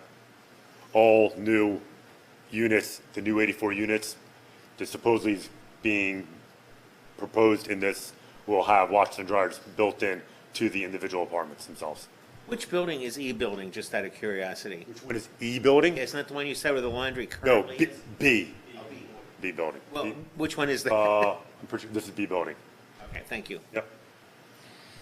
The clubhouse said, it also has a small it said maintenance office. Is that for your on-site maintenance personnel? Yes. All right, and how does your maintenance staff operate? My maintenance man is there Monday through Friday, 8:30 to 5 o'clock. After hours, we have an live answering service, and then depending upon what the call is, he'll be dispatched accordingly after hours as well as weekends. And how is the property generally maintained? By the maintenance man. He usually walks around the entire property every day, if not be multiple times a day. And between work orders and other stuff, he surveys the property and takes care of whatever needs to be taken care of. I'm sorry. Regarding like grounds, trash, that type of thing. And what about interior unit maintenance? If there's a problem, if a tenant has a problem interior to the unit, does he take care of that as well? Yes, he takes care of that as well. And any other common areas along the property? I mean, he cleans like the laundry facility. Makes sure the trash is in the trash enclosed areas. But obviously we have outside landscaping. He doesn't do any type of landscaping. And so you have an independent landscaping company? Yes. And how often are they on site? They come once a week. And do they perform, regular spring and fall cleanup as well? Yes. All right. And with respect to the new tot lot that's proposed, how will that be? Will that be maintained consistent with recommendations from the manufacturer of any equipment? Yes. And are materials replaced if needed? Yes. And who monitors and inspects that? The landscaping materials? The equipment itself. Who monitors and inspects the tot, I don't want to call it playground, the tot lot equipment? The maintenance man will oversee it and check. If depending upon how it's constructed or whatever else, like we said, that we would obviously work with you guys to see, what would need to be done. But if it's like pressure treated lumber, if anything obviously goes bad or something happens, obviously that would be replaced. If a slide, looks like it's, not working or screws, it's always maintained by us. And you were present during the testimony that was provided before you, is that correct? Yes. And Mr. Resch had mentioned that the tot lot will be enclosed by a fence, not lit, maintained dawn to dusk. Do you remember that? Yes. All right. Is that consistent with the way that your company operates tot lots in your other communities? Yeah, yes. With respect to trash and recycling, how often is trash picked up currently? Trash and recycling are both picked up once a week. And who picks up the trash? The trash is picked up by, bear with me 1 second. I have it written down. I get confused between some of my other properties. It's picked up by the city, and recycling is picked up by an outside waste management. You indicated they're both picked up once a week. So currently we have how many trash enclosures servicing the existing 5 buildings? I believe Mr. Resch indicated this is the existing? Yeah, there's one there. Well, these are proposed, correct? No, this one's proposed. There's one there. All right, let me ask you a different question. I don't recall how many there are currently at the property. Let me refresh your recollection. Mr. Resch indicated there's 1 existing and 3 new proposed. Does that seem accurate to you? Yes. Okay.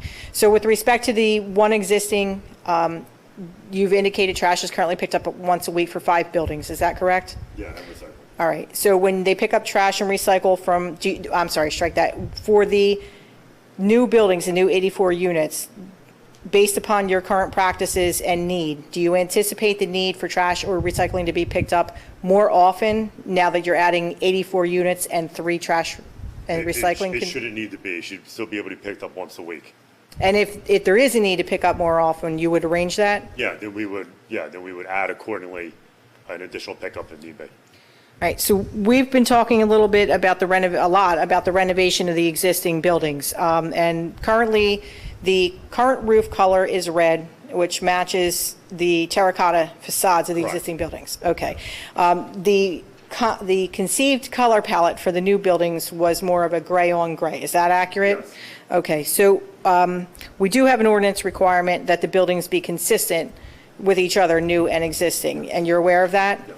Okay, so how are we going to address How do you propose to address the color roofing issue? So depending upon the age of the older buildings, if it's over a certain age and it's cost effective to redo them, then they will all be done with the new color scheme being a grayish color scheme to match the drawings that were provided earlier. If, however, they are somewhat newer, then they will be consistent, and all the newer buildings will be consistent with the older buildings as that reddish terracotta color. And then if that's the case, then the siding on the newer buildings won't be gray. They'll either be a green or a beige as the siding, because obviously a gray with red roof just doesn't go. So basically what you're saying is that if you have a 50-year roof and it's 10 years into it, you'll have to live with the mismatching colors for the next 40 years. No, what I think what he's trying to say, and he can correct me if I'm wrong, that is if we're 10 years into a 50-year roof, then we're going to change the color palette for the new buildings to be consistent with the existing buildings. Instead of providing a gray on the new buildings, which is the preference, and then they would then change the new buildings to match the current color scheme. But if the roofs are old and in need of replacement, the applicant wants to stick with the gray color scheme and would update the new roofs on the rehab buildings as they're rehab to match the new scheme. I don't know, you totally confused me. Gentleman's He's responsibility. like totally confusing me on that. So right For that now- answer, yes. So right now, we have 5 buildings, right? And currently they're a red color. I don't recall off the top of my head if A and B building had roofs put on within the last 10 years. If they did have roofs put on within the last 10 years, they're newer roofs, which means the new section, the 4 new buildings that we're trying to get proposed to be passed, they will now all be red in color, so everything will match. However, if the roofs are of older nature, meaning the pre-existing buildings, then they will all be replaced to a gray color, so they will all now be new. The point is, the buildings will be consistent one way or the other. It just depends on the age of the existing roofs. So you say like if a 10-year-old, 10 years is the limit, or is? No. I'm just giving I'm just giving an example. I'm just throwing out a number. If the roofs are 50 years old, you know what I mean? I would want to replace them all and make them the newer gray color, so it looks a little bit nicer. However, if they're somewhat newer, then they'll all be considered red, and then that'll dictate the new color for the new buildings. Instead of being gray, they'll either be like a beige siding or like a green, something else that goes nicer with a red roof. So what you're saying is that you haven't picked out the color for the roof yet? Is that what you're saying? No. No, It's not. I think The new roofs are going to be gray, No. no? Okay. everything's going to be consistent. It depends on the age of the existing roofs, which we don't know at this moment off the top of our heads. So if When you it's say consistent, do you mean consistent with itself or consistent with each other? consistent amongst all the buildings, the existing and new. With the entire project. So if the existing buildings are new, roofs are new, we're going to use a color palette on the new buildings to be consistent with the existing buildings, including the red roof. And if they're old, you're going to. And if they're old, they're ready to be replaced, then we're going to try to achieve the color palette that we've shown you tonight, which is the applicant's preference. But it really just depends on how old those roofs are. You said depends on the age of the roofs of buildings A and B. You are going to phase in the rehabilitation of the existing units, correct? Right. That's going to be over time. Yes. So it is possible that for a period of time, some of the units would have red roofs and some of them would have gray roofs. Absolutely. Correct. Okay, I just wanted to be clear about that. If we do go with the gray color roof for the entire complex, which would be considered all 9 buildings when it's all said and done, yes. And is there a phase-in period that the new roofs would have to be replaced? Well, there is a phasing requirement in the ordinance of new buildings to renovation of old buildings. That phasing requirement will be met. But as far as when the roofs get done, Mick, is that usually the last thing that gets It would replaced probably be the last thing to be for replaced. each building, one at a time? Yes.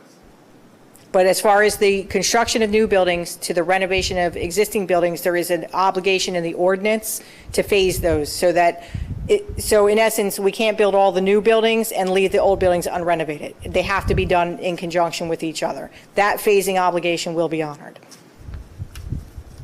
All right, there were also questions about renovation of existing units. Could you please explain how that generally operates? So whenever a tenant vacates the apartment, the unit is always walked through and overseen regarding the conditioning of how the tenants left the unit compared to when they moved into the unit.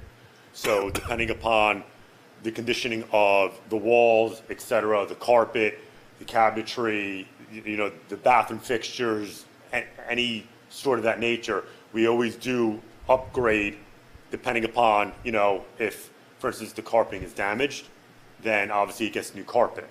So the new color scheme that we're trying to implement in that is gray, which is more modern. So instead of it being brown currently, the current paint color it's called bone white. It's like a light beige color, off-white, if you want to say. Instead of doing that, we've been using a passive gray color. Instead of like the bedrooms being a brown carpet, it would be considered a gray carpet. Same thing with the flooring. Instead of using carpeting in the living room and the hallway area, we've been slowly trying to upgrade it with like a luxury vinyl product, like a plank vinyl product. But again, it all depends upon, obviously, the condition of when someone vacates. So basically just so we're on the same page, basically what you're saying is that your interpretation of remodeling is that if it's broken, you'll remodel it. If it's in good condition, you don't. No.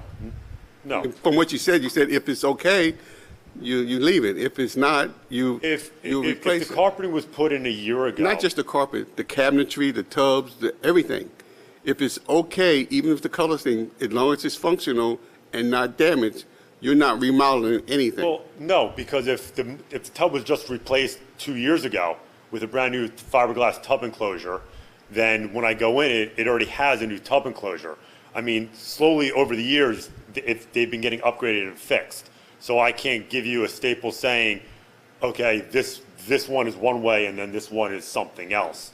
I just want to be on the same page that you're not remodeling because somebody moves out. You're remodeling only if you decide that it needs it. Just so we're on the same page. No, that's not what I said. Because like, for instance, if we're slowly upgrading the gray color, we're implementing gray paint and gray carpet, then I remove the carpeting in the living room and bedrooms and we put the vinyl flooring in. Right, but you said if the carpet was okay, you weren't doing it. If the carpet was a year old, yeah, correct. I'm not ripping out year-old carpeting. But it's still in good condition. You're not fixing it, basically. Well, I mean, upgrading. So let me ask it this way. If you have a unit that was recently remodeled and becomes vacant and only requires cosmetic changes, are you remodeling any further? No. And if you have a unit that was remodeled and then a tenant left it in deplorable condition, are you remodeling again? Yeah.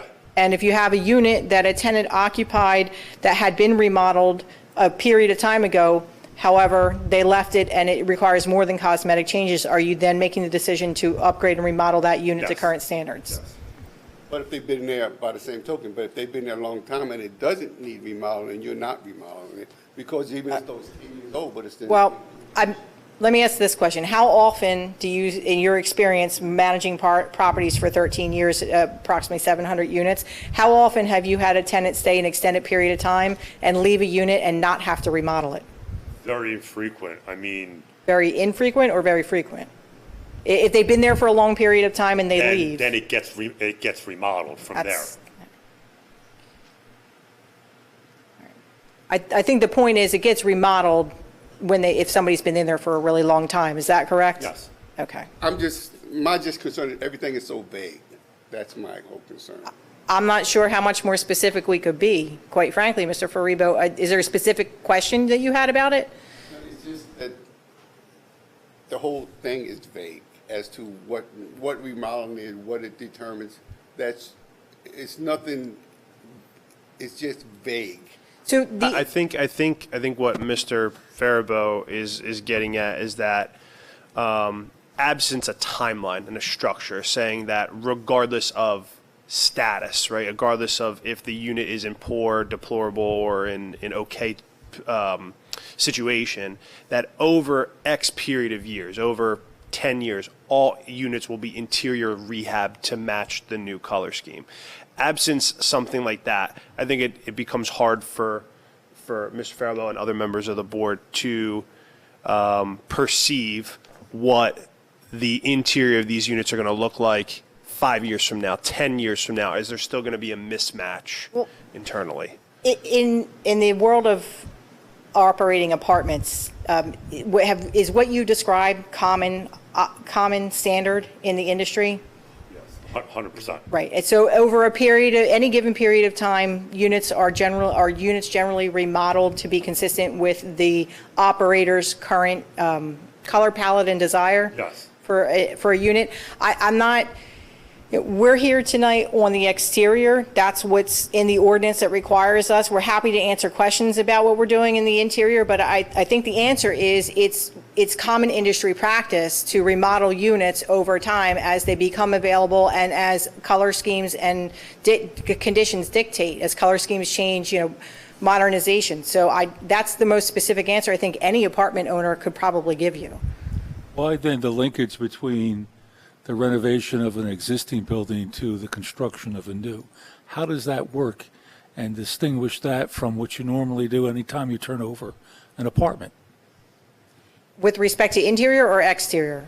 With respect to refurbishing. So there's two types of refurbishment that we're talking about here, and I'd like to keep them distinguished. The ordinance requires exterior refurbishment, and there is a phasing schedule for that. By the time building number 2, new building 2 is completed, one of the existing buildings has to be renovated on the exterior.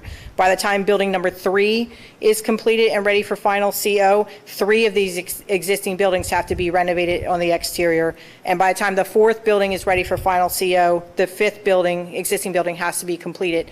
And that phasing schedule will be honored. As far as interior changes, either the existing or the new units for that matter, all interior changes to units would be made consistent with standard operating procedure as described. So very specific, the rehabilitation in terms of the linkage of existing structures to construction of new is for exterior changes only. Correct. That's exactly how it's defined in the ordinance itself. Okay, that's fine. Then I made a mistake. It was my mistake because I was assuming that applied to the interior also. Yeah, Definitely not. as Mr. McGraw already read into the record, your ordinance that talks about the rehabilitation specifically defines rehabilitation. So I'll read it again. It says, for the purposes of this section, rehabilitation shall make cosmetic and architectural design features to the existing building's exterior that complement the new construction style. So we will be making interior upgrades according to industry standard, but the exterior will comply with the ordinance requirement. All right. And so with respect to the sidewalk, I actually would bring Mr. Resch back. So if there's no further questions for Mr. Trocchi-Vidal. One other quick question, sorry. To go back to the roofs, you're going to put the A's on the old building, right? Yes. And are you going to be able to really match up the shingles if they might be old enough that you won't be able to match them? All I can say is from other apartment complexes that we've had, they still make, and I'm not saying exactly, but they do still make that shingle, the asphalt shingle style. Obviously, new asphalt shingle style compared to an old one, just like you put, new floor next to old floor. I mean, you're going to see a little bit of there's going to be a little bit of a color difference. Just like, you patch your roof to your house, you have something that blows off and they fix it. After a year, you're going to see, you will see that. But it's not going to be like a completely different color. That's not the case. I think I have a couple of quick questions. Approximate rent for the new units, or is that going to be the same as the old units, or will they be separate rents? I think that's going to depend on multiple components. market conditions, what the market is driving for new units. Existing renovated units might be, more valuable and rent higher than a unit that hasn't been renovated in the last 3 years. Okay. I mean, it's whatever market conditions drive. Are there any rent-controlled units that are here in this location? Do you have any rent control units within these buildings? Not affordable housing, but rent control, meaning your ability to increase rents is monitored by a rent control board and limited. No, okay, zero. Unless, let me rephrase that, unless the township actually has that, but us physically as of right now, no, not to my recollection, there isn't any. You would know that because you would have to come to the rent control board every year So- to get approval for increases. So the answer is no. Okay. On the property, we were talking about sidewalks. I think we got sidetracked before. Yeah, I'm going to bring Mr. Resch back Okay. for that. Before we hop to that, there's the tot lot that has the play area. As we talk about kids being out and about and around, would you be amenable to possibly adding a bike rack in that area? So if kids are riding back and forth from the park to the play area, that they have a spot to So chain up? currently, and we actually added already to the apartment complex, bike racks. Great. So I don't have an issue adding another bike rack by the playground. That's not a problem. Perfect. Again, we'll work with the township regarding the playground area, conformity wise, and bike rack, 2 bike racks. That doesn't make that's perfectly within reason. Same thing with signage and whatever else. That's not a problem also. And I actually thought of a couple more questions if you're finished. I'm complete, thank you. Okay, thank you.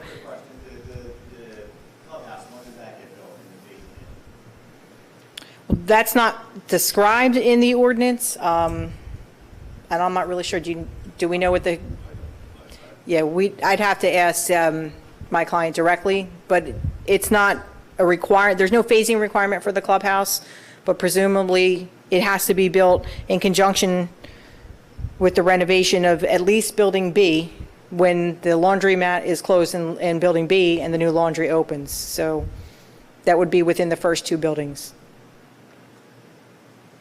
Mr. Trocchi-Vidal, so you've heard me mention a few times this phasing requirement in the ordinance regarding rehabilitation of existing buildings and construction of new buildings. Can you just confirm for the record that the applicant intends to abide by that phasing schedule? Yes.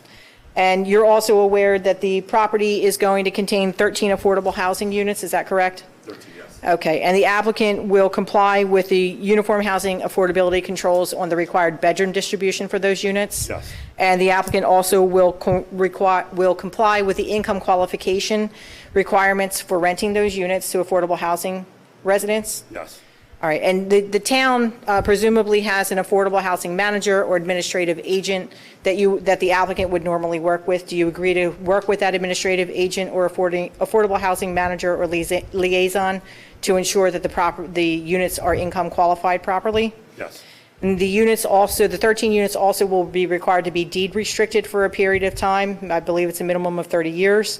As affordable housing units, and the applicant is willing to comply with that and provide the deed restriction required by law? Yes. And we will coordinate the form of that deed restriction with your affordable housing, with the town's affordable housing agent, correct? Yes. Okay. Those were the additional questions I had forgotten to ask. All right. Thank you, sir. Thank you. Thank you, Mick. I'd like to bring Mr. Resch back.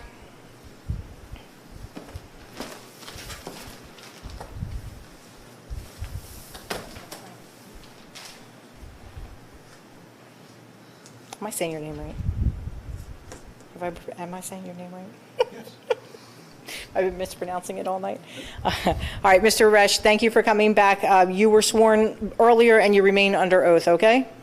Okay. So referring to Exhibit A2, there's a question earlier about what kind of pedestrian-friendly access we could provide for walking ability out to 54 and back to Commerce Way. Can you please, have you had an opportunity to speak with the applicant's representative about that?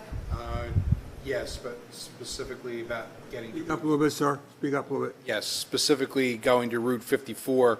I measured that these driveways, the existing driveways are about 30 feet wide.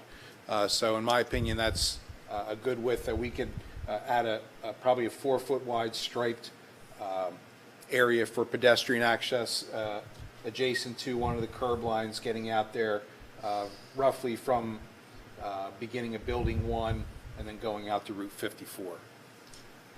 So we can provide a striped sidewalk, not sidewalk, but striped walk pedestrian area? Yes.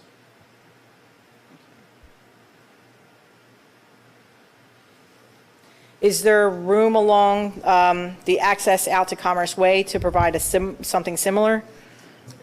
In my opinion, I would say no. It's 25 feet wide. That's generally typically, proper width for two vehicles to go by.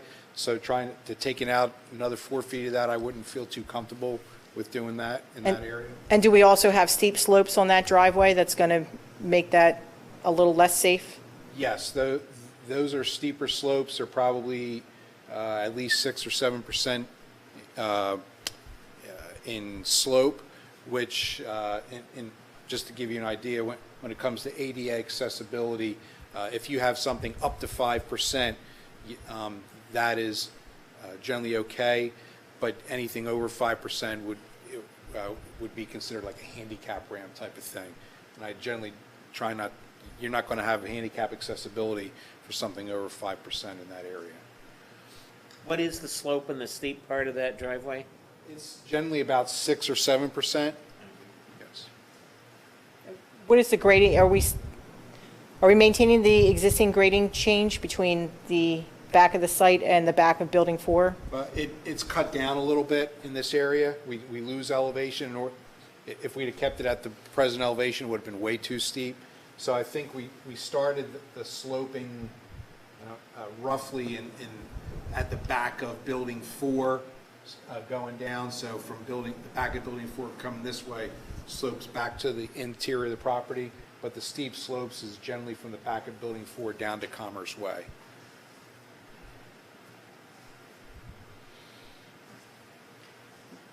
That was all I had for Mr. Resch as a follow-up, if anybody has any questions. So to confirm, on the way out to Commerce Way, a striped walkway would not be permissible, and I agree, but there would not be the thought of adding sidewalk in that area to get to Commerce Way. Sidewalk is unfortunately a cost-generative item that was not negotiated with the settlement agreement. That's why it wasn't provided.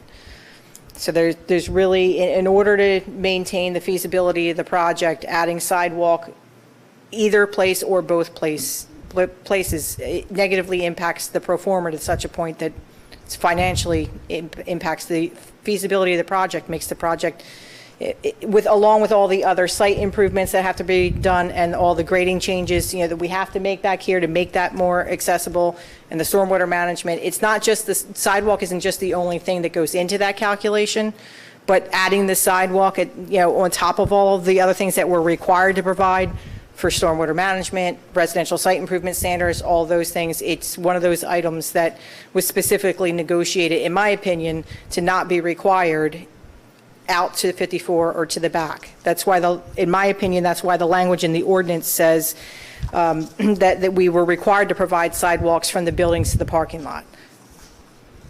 The overall density of this, was this determined by the settlement agreement? Yes.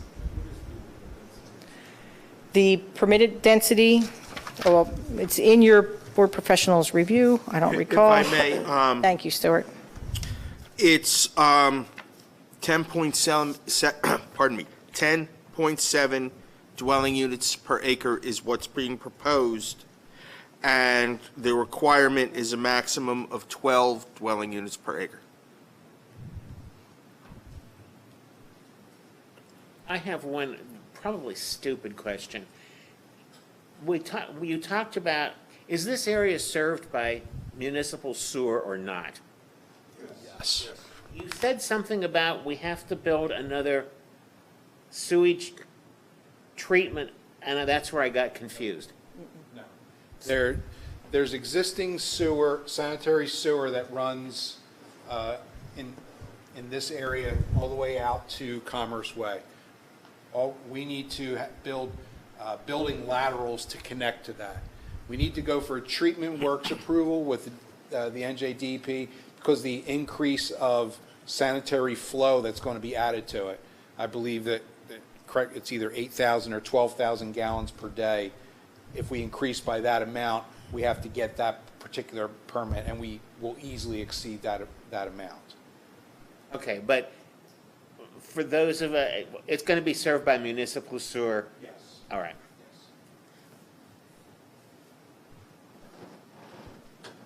I don't have any more witnesses at this time.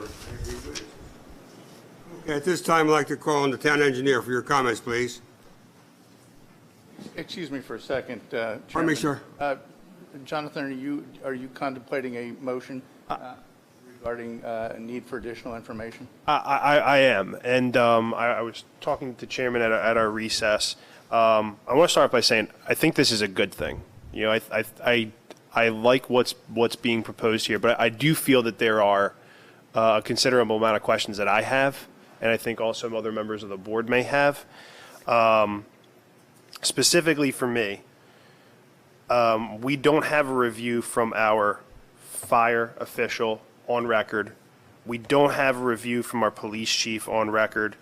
Obviously, our school board representative isn't here tonight, but there's going to be certainly an impact to our schools that I'd like to make sure is considered. And we have some questions out there about the potential for a developer's agreement to ensure EV stations are installed over time, potential for sidewalks, how are the buildings going to look? Is there going to be a replacement of roofs or of siding? And we don't have accurate renderings at this time.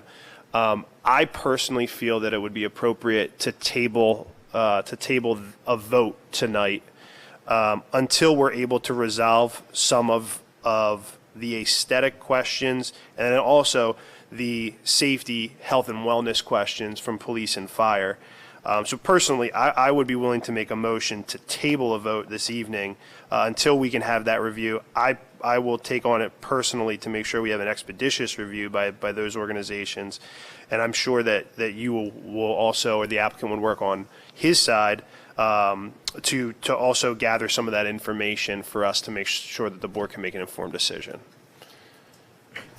Before you make a motion and act on it, I'm not asking you not to, but I would prefer to go through the board professionals' report since we're here and the testimony is fresh in everybody's memory and recollection, and then any revisions that happen or a revised testimony that comes back, obviously go through that again at another time. And I also want the record to reflect, I did reach out and ask, I reached out to the board secretary a couple times just to see if there were any reports coming. So I understand you don't have the fire official in the police department. It wasn't for lack of trying.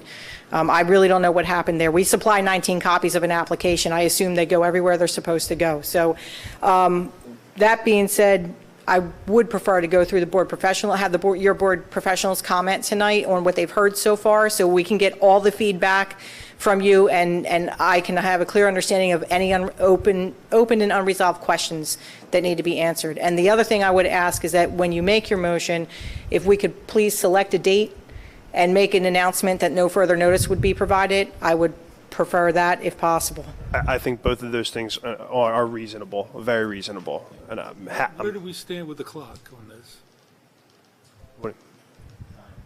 time to act. How long do we have? It was deemed complete. Do you happen to know, Stu? I'll defer that to the applicant. I really don't know. Well, I resubmitted on March 2nd, never really actually received a completeness letter, but we were scheduled for a hearing, so it has to be, I'll extend the action date to a reasonable period of time to the extent it's necessary. Provide you with the date, then you'll agree to the extension to that date? That's correct. Well, yes, probably the month after that, because you're going to need time to prepare a resolution. Okay. Where do we stand, sir? Well, Council, as long as Council consents to that extension, we don't have to worry about the timeframes. Agreed. I think we should move forward with Mr. Herman, our board engineer. With the professionals? Yeah, with our professionals, just while it's fresh in our mind. I do agree. All right, okay. Town engineer, your comments. Sir, thank you. Our letter you have is dated June 12th. Engineering comments start on page 12. A lot of what is in here has been talked about tonight. I did speak at length with Mr. Resch today, just to go over everything. As they said before, we're in general agreement to work through and resolve many of the issues. I will touch on some of the points, keep it somewhat brief as I can. The applicant will be required to obtain review from the Highway Department regarding the trash enclosure location, make sure that it's accessible by trucks in an accessible spot. The Utility Department will be required to review the water and sewer design. The applicant will provide additional information to our office, including the proposed sewer demand, the water demand for our review as well, and our calculations. All the water and sewer materials shall conform to the town standards. I believe the details generally do that. Talking about the stormwater, there was some I believe Mr. Hozek's report touched on an issue with the entrance to Commerce Way, which I will attempt to address. I do note that the project it's not required to meet the new stormwater regulations regarding green infrastructure, but as submitted, it's pretty close.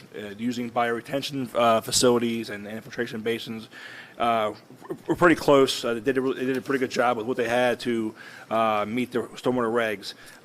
Regarding the one issue at Commerce Way, what I wanted to, I guess, briefly walk through is that I do agree with everybody here. Really, we want to make sure that we're meeting the requirements for the state and the Pinelands, and we're not impacting the area negatively. What I will note is that we are a lot of the runoff that's is what would be considered the excess is also pertaining to the sidewalk that they are proposing. There's a 5-foot wide sidewalk along Commerce Way, which is typical fashion. It's pitched towards Commerce Way, and that it's difficult for that to be captured and put back into the site. There is an area, as you noted, the entranceway is about 60 feet or so, where it does go undetained into the road. I do believe I can work with Mr. Resch to possibly reduce that. But what I will say is that for the 2-year storm and the 10-year storm, as in my letter, while the rates slightly go up, for the 2-year storm event, the volume of water that's leaving that site from the entrance and the sidewalk addition is like 440 cubic feet. And on the downstream receiving basin there, infiltration basin, that's about 5/8 of it, maybe about 1/4 of an inch across the entire thing. And for the 10-year storm, the increase is about 305 cubic feet, which is about 5/8 of an inch across that entire basin. And that basin, this is pretty regional, and it did incorporate a lot of Commerce Way. So while I'm not discounting the fact that there is an increase, I do think we can do maybe some things to adjust the slopes, maybe pick up some more. But the way it's designed, the way the Commerce Way is, the way the site is, we're just not going to see a complete no net reduction increase. And I think the impact is extremely minimal. I think it would warrant, whether it's a waiver you want to say it would be. Like I said, the volumes are, really, really, while they are something, they're pretty insignificant for what the project is. So I just wanted to kind of give some clarification on that. For the 100-year storm, they have reduced the flows. Both the rates have been reduced for the 100-year storm. Sorry, look at my notes here.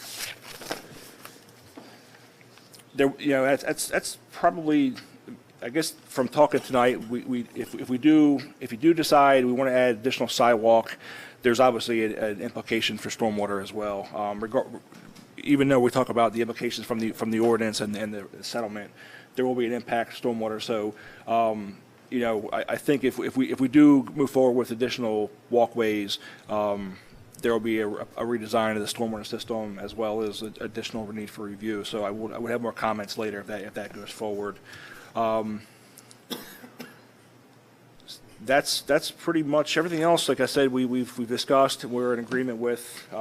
It will need a permit approval from the Cape Atlantic Soil District, as well as the Pinelands, and as Mr. Resch said, the TWA, the treatment works. They'll need a treatment works approval for the sewer extension. I don't think. Maybe the water too. I'm not too sure about that, but that's the limit of my comments. Like I said, a lot of the other stuff is just some plan clarifications we need. They've been addressed by Mr. Resch and Ms. Walters. So that concludes my report. If you have any questions. Any questions for the town engineer? Thank you. Town planner. Thank you, sir. As Mr. Herman said, our report is dated June 12th. The planning review begins on page 7.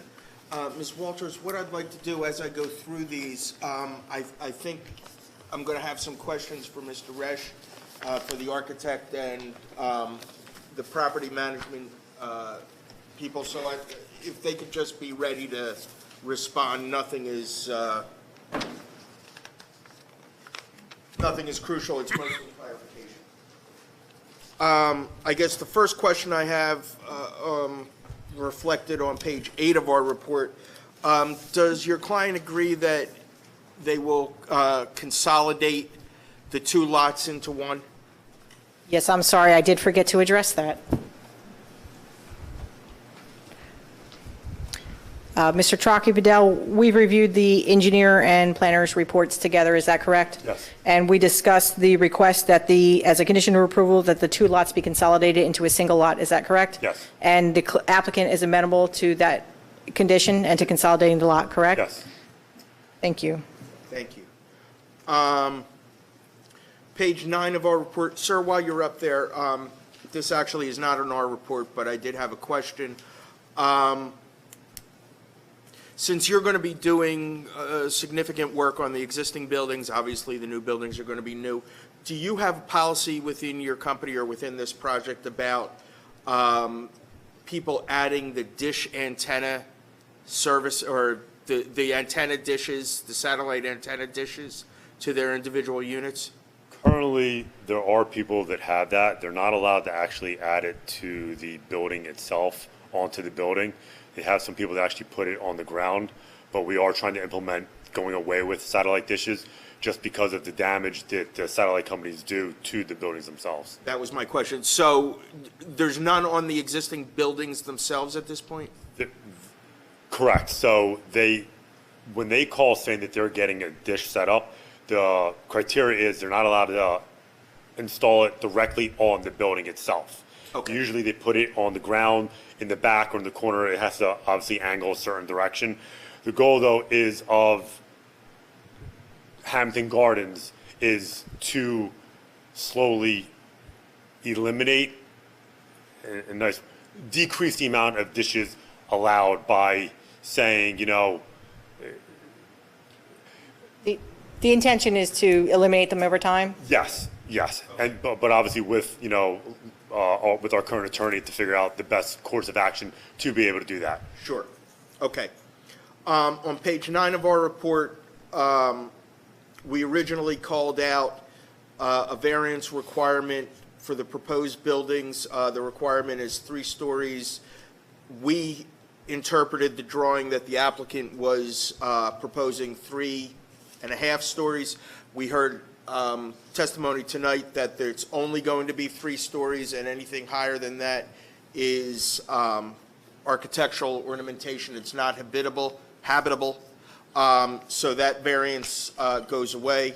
We also heard that the applicant will be increasing the clubhouse size to the required minimum of 2,800 square feet. So that call out for a variance goes away. As respect to the clubhouse, there is the maximum height requirement of 50% of the height of a principal building in this zone. So 50% of 45 feet is 22.5. The plans originally showed 23 and a half feet. The applicant is bringing that down to conform. We had called out the location of the clubhouse as being prohibited, or as being permitted only in the side and rear yards. The clubhouse, as we saw, is going to be in the front yard. We believe that's a variance requirement. I know Ms. Walters indicated that the applicant disagrees with that. We can have that conversation if you wish. There is a requirement in the accessory structure ordinance that says the drive aisle location can't be closer than 15 feet to the street line. Frankly, I'm not sure what that means.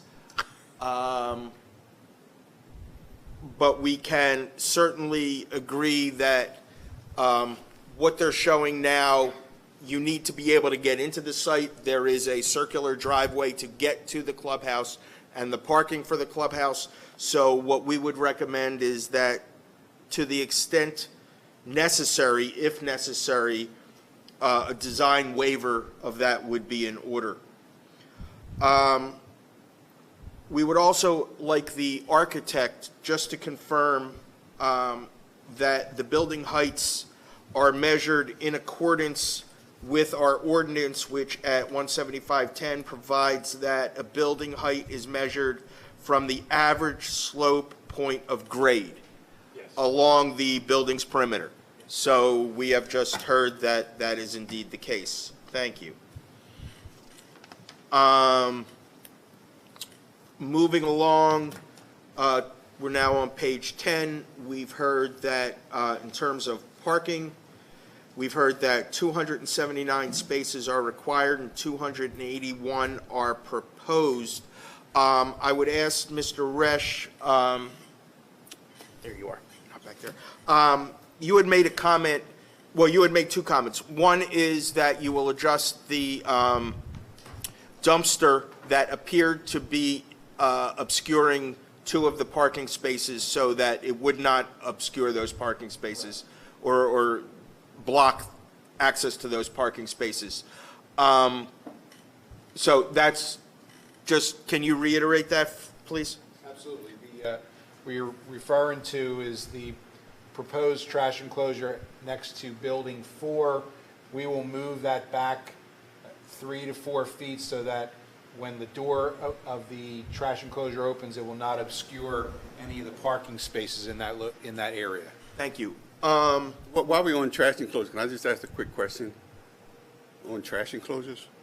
Looking at this, it says that the trash enclosure is going to be, it was 20 by 20, now you want it to be 12 by 20, but the pad is only going to be 10 by 20? So why is the pad going to be less than the enclosure?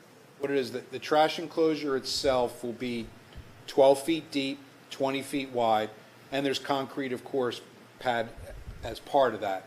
There's an additional 10-foot deep by 20-foot wide concrete pad in front of it, which I'm not sure if you can see it on your plans. It probably can't, but what we do that because, you know, the big trucks come up with their tires, and we want to have that extra concrete there. Gives more stability rather than the asphalt. So the enclosure portion is 12 foot deep. The total concrete going from the back of the enclosure to wherever it ends is 22 feet. I'm not sure if I'm saying it right or explaining it, but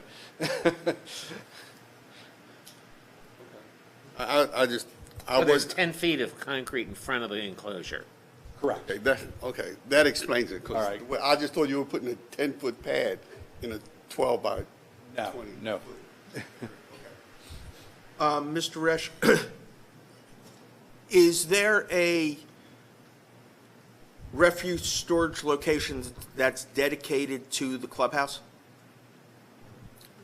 Not necessarily dedicated. The closest one in proximity to? In proximity is, I'm pointing to it right here. It's shown as like a yellowish color within walking distance of the clubhouse. That's what I would anticipate they would be taking their trash to, because that's the closest one for for the two buildings, A and B, to get to also.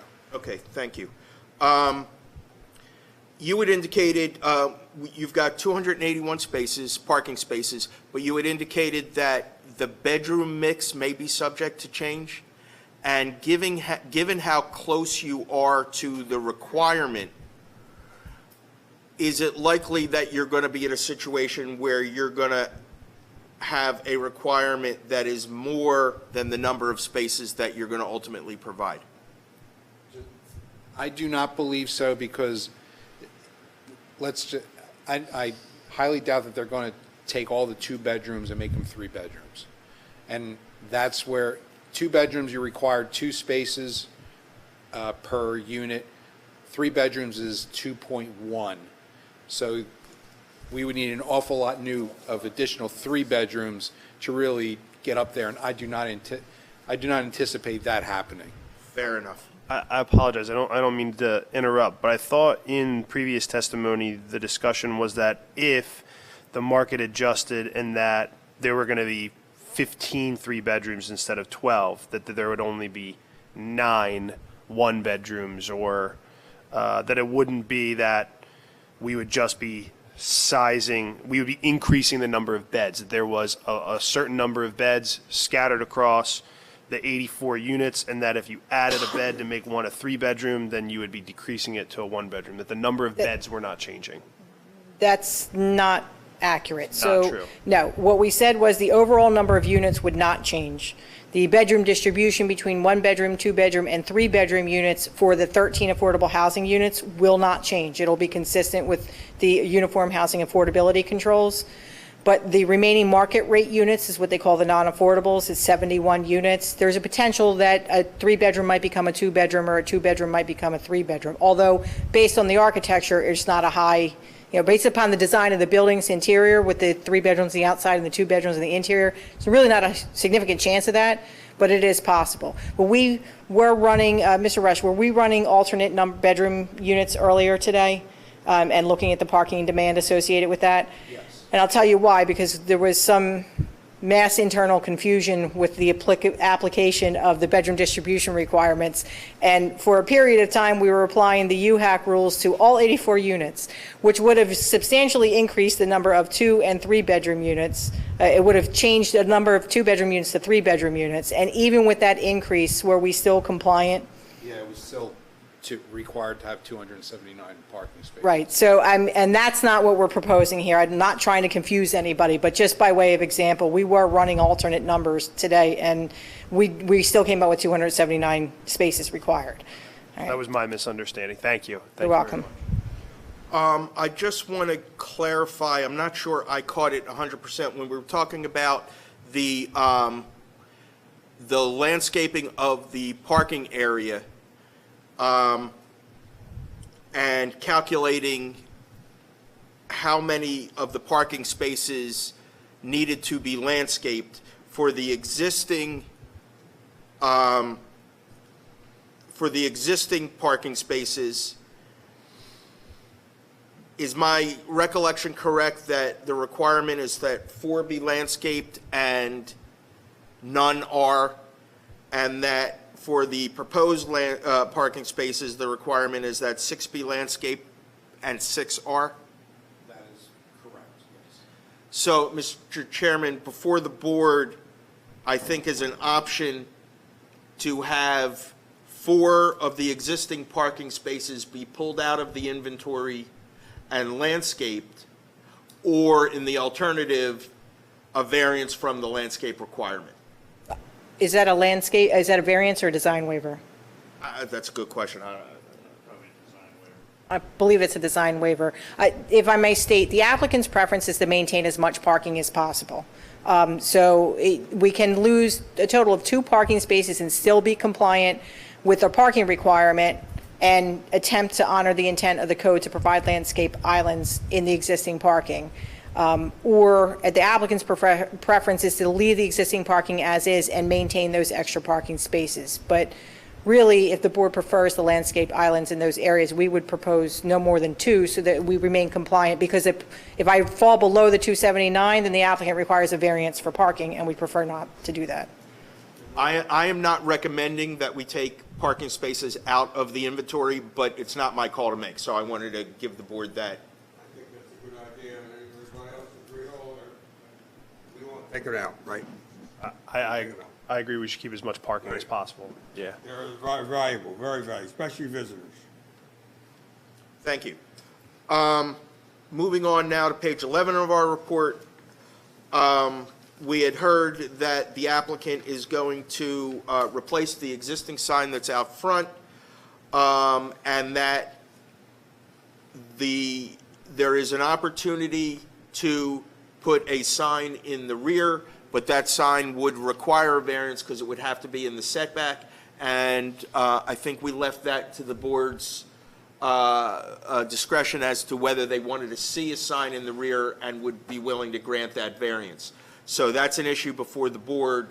I don't know whether you want to discuss it now or whether you want to wait until further. Discuss it now. Board, what's your feelings? I would rather not see a sign personally. Rather not see a sign in the rear of the building? Right. It's gonna, if they do it, it's gonna be so far back, it's not gonna matter.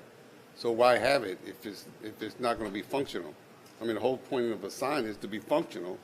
So if we make you put a sign in that's non-functional, it just doesn't make sense to me. I agree with Gordon, actually, that the Commerce Way entrance is not going to be the entrance that strangers come to most of the time. So they need signage on the Route 54 side, yes. The Commerce Way that's going to be the residents going in and out so that they can go to the traffic light. Everybody in agreement with Mr. Gordon and Dr. Hosick? I am. Okay. No Okay, sign great. to the rear. Tom, Mr. Resch, with respect to the existing sign up front, as a condition of approval, would you agree to provide some type of detail as to location, size, just so we can confirm that that's that it conforms and doesn't need any relief? Yes, we will do that. Thank you. I think the last substantive issue we have that the board needs to, I think, render an opinion on is whether the architecture for the new buildings is, or looks substantially similar to the architecture for the old buildings. Understanding they're not exactly the same, but is there enough similarity that it complies with the requirements of the ordinance as opposed to needing a design waiver? Can I just ask for a point of clarification there?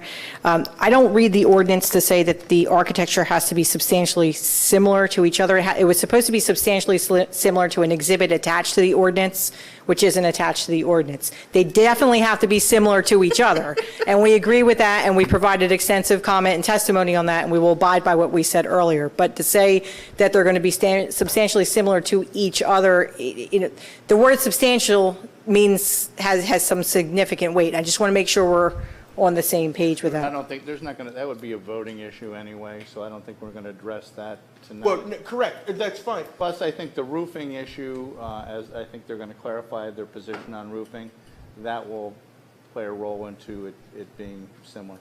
And it's an issue that I believe the board needs to address at some level, whether it's tonight or not, it's fine. And then I Before think we leave that, can I ask a question? And the board can feel free to tell me that they're not going to answer it tonight. But assuming that we agree on the roof color and the color scheme, new versus old, whichever way it's going to turn out when we come back, the overall design that we showed with the wainscoting bottom on the new buildings, the siding, and the matching, which will be matching roofs, and the renovation that was shown, I'm just looking for guidance if you believe that they are consistent with one another, so that we met the intent in the ordinance, because what I don't want to have happen is that we come back and we tell you what the final design looks like, and then you say, well, we wanted this and we wanted that, and we would prefer to see this, and then we have to come back again. I'd like to be able to address any thoughts and comments during our break. Personally, I would like more specifics on the whole roof issue. I'm sorry? The roof issue. Yes. I would like to see more specifics on the color palette? We're going to give that to you. Yeah, I just so when meant. you come back. Yeah, I just mean material-wise. First, I think you've done what you could do with the existing buildings, in my personal opinion. That's just one person. It's kind of hard. They've been there a long time. So, you came as close as you probably, I mean, look, there's a million different variations we can, but that's not our, I think you did what you could do. Okay. But the color scheme, I think, is. Very important. Yes, and An idea of what colors are going to go with the roofs respectively. we will give you those answers. I just want to make sure the theoretical design that we presented to you with the materials and assuming the color scheme is consistent when we come back, that will address your concerns. Including the way you broke up the roof structure on the existing buildings, I think that's acceptable. I think it's preferable to having a welling wall. And, as far as the new buildings, I thought that was pretty good. Front offsets are, would have been nice, but I think you did enough breaking it up so that it doesn't seem to be too massive. Thank you. especially with- All right, thank you for that, what I'll acknowledge as the informal feedback. In the architectural drawings of the new buildings, I had trouble seeing the brick wainscoting. And I think it was, I don't know, because it was so small and so far away, but it didn't work for me the way it was described. Maybe when you come back, you can just maybe have like a copy of like 8x10 where you could just. I was just going to say, when we come back, we'll not only have it mounted, but we'll do 11 by 17 color copies for everybody. And I think once we have clarification on the new and existing and what it's ultimately going to look like, what that final rendering is, we'd be able to give you some more concrete feedback. But I'm in agreement. Okay. Two more issues, and then I will be quiet. One issue is there is a phasing schedule as part of the ordinance. We had talked about tonight phasing and when the clubhouse was going to be constructed and what phase. Since you are coming back, if you could give us a better understanding of the phasing of the project, I think the board that would be helpful to the board. You mean phasing as to the clubhouse, when that's going to be? I think an understanding of how this project is going to unfold, and are you going to do all the buildings at one time? Are you going to, or all the new buildings at one time? Are you going to do, how the new buildings construction are going to interplay with the renovations of the existing buildings? Those kind of details, to the extent you know them at the time. Yeah, okay. I mean, I think the phasing schedule really calls that out. We have to have building 1 and 2, before new occupancy for building 1 and 2 can be issued, one of the existing buildings has to be completed. So that would be the intention. So in essence, we would be building buildings 1 and 2 and renovating one of the new buildings at the same time. Yeah, but I think you really hit a point. A phasing plan would be good so that we know what is being built at one particular time and how that's going to be completed. You're not going to be building all 4 buildings at one time. It'd be chaos. We can't because the ordinance doesn't allow it. But to show, I'm not inclined, I'm concerned about providing something that we call a phasing plan because this is not a typical, that wouldn't be a phased project. This isn't a project where we have 1,000 units in 6 different phases and we're building phase 1, 100 units in phase 1 before we build 100 units in phase 2. This is a project where there's going to be new construction and renovation happening at the same time. But as far as giving you clarification as to how that interacts at the site, we'll provide you clarification. But in no case will they all be being constructed at one time. They cannot be. The ordinance does not permit it. I mean, Stu, I think your report, I thought made it pretty clear how this was going to work on page 11 of your report. This is, and that's exactly where I am, and this is from the ordinance, but there's a lot of moving pieces here. And where I'm going is not only, I mean, do we know or will we know at the time that you're going to be building 4 while you're renovating building C? those kind of things. I mean, I'm looking for some time, and again, when the clubhouse is going to be built, and I know that's tied to Building B, but, if you can give us, and I don't care whether you call it a phasing schedule or. I can give you maybe call it a construction or project schedule. What, you could call it Harvey, as far as I'm concerned, I don't care. Don't even call it a schedule, just call it a construction estimate. This way you're not tied to it. Because, I think the board's concern is that we just don't want to see the project complete without the clubhouse being complete. Not that we're insinuating that, but. Right. And in that case, then the construction department probably wouldn't issue your final COs without a clubhouse. Right. Understood. All right. And then lastly, on page 12 of our report, we had asked you to confirm conformance with all of these required affordable housing related items. I know you addressed some of them, you may have addressed all of them, but if you could just tell us you're doing it all. And Well, all of these requirements are set forth by statute and by code and regulation, and we are obligated to comply with all those requirements, and we will. then that's the answer. That is all I have, sir. Any questions for the town planner? One of them, you did agree to the extra lighting where it was recommended? Yes. You're talking about along Commerce, the drive aisle leading out to Commerce Way? That- Yes. Very well. At this time, I'd like to open up to the public. Anybody from the public wishes to be heard? Yes, sir. Actually, we're going to have a motion before we open up to the public. Heard? Oh, okay. Do you have any comments, Mr. McGarty? No? No public portion? Well, in fairness to anybody who was sitting here waiting to speak, I would request that you forward, sir. allow him to put his comments on the record.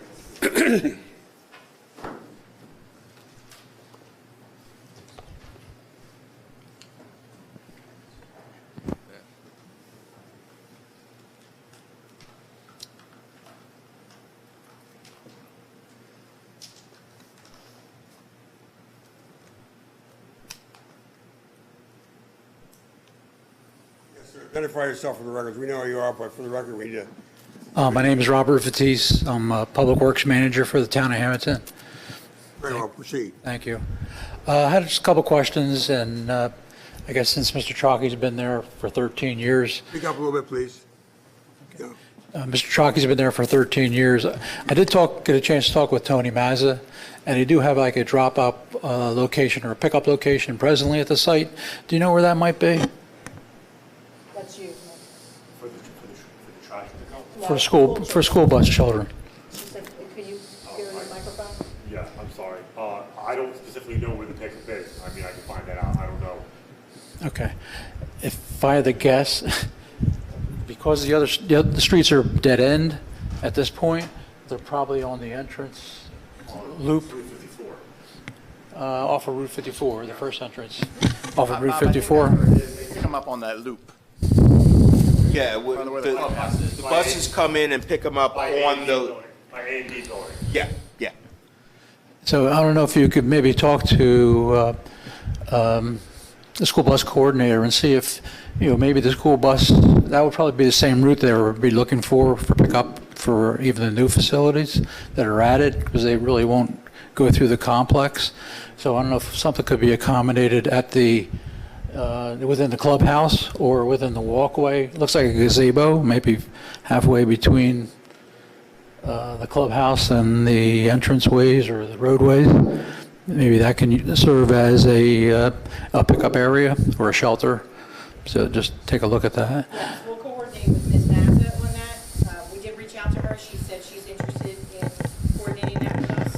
Okay. So we will coordinate that with her. The other thing that I wanted to comment on, a striped walkway out to Route 54. Usually walking and vehicles don't mix that well. Maybe it might be possible. It looks like there's an interior sidewalk that comes, from the clubhouse past the parking spaces. There's probably a short distance from that sidewalk out to Route 54. Maybe take a look at that as an option.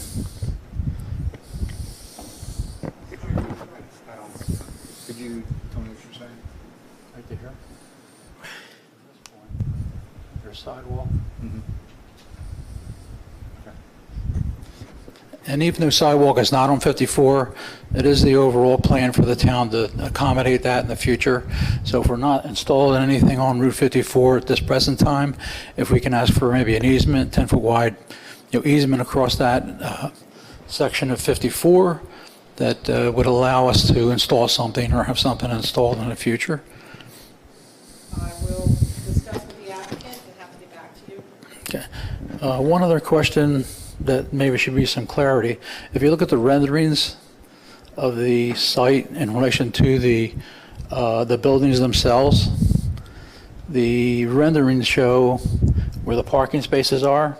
They show a sidewalk at the end of the parking spaces and along the frontage of the buildings.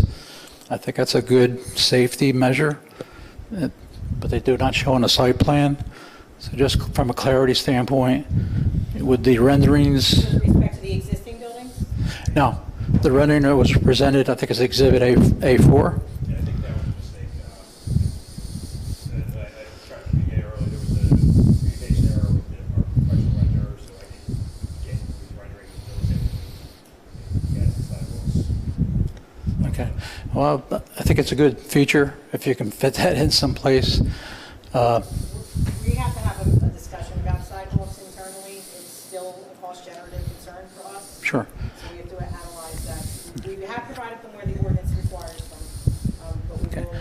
Well, the other thing to consider in relation to sidewalk is if the school bus location is somewhere on that drive aisle, from a children's safety standpoint, there should be some safety measure, some mechanism to allow them, even if it's a brick paver, or actually from a drainage standpoint, we're doing this on safe routes to schools, is a porous, although it's more costly, porous concrete. And they give you some credit from a Pineland standpoint on porous concrete, use of that. And you might be able to use that in other locations to gain some additional credit from a stormwater management standpoint. But if you can, from the back buildings, basically the children would have to walk either across the lawn areas or within the parking lot areas to access the school drop-off location. If that turns out to be the new location. Right. I understand. So, just take a look at that. Maybe we're not asking for in front of the existing buildings as far as renovation, but, maybe in front of the proposed buildings, there might be an accommodation that you might be able to make that connection, a safe connection. Again, we'll look at it. Okay. I think that's all we have. Thank you for your consideration. And thank you for coming out.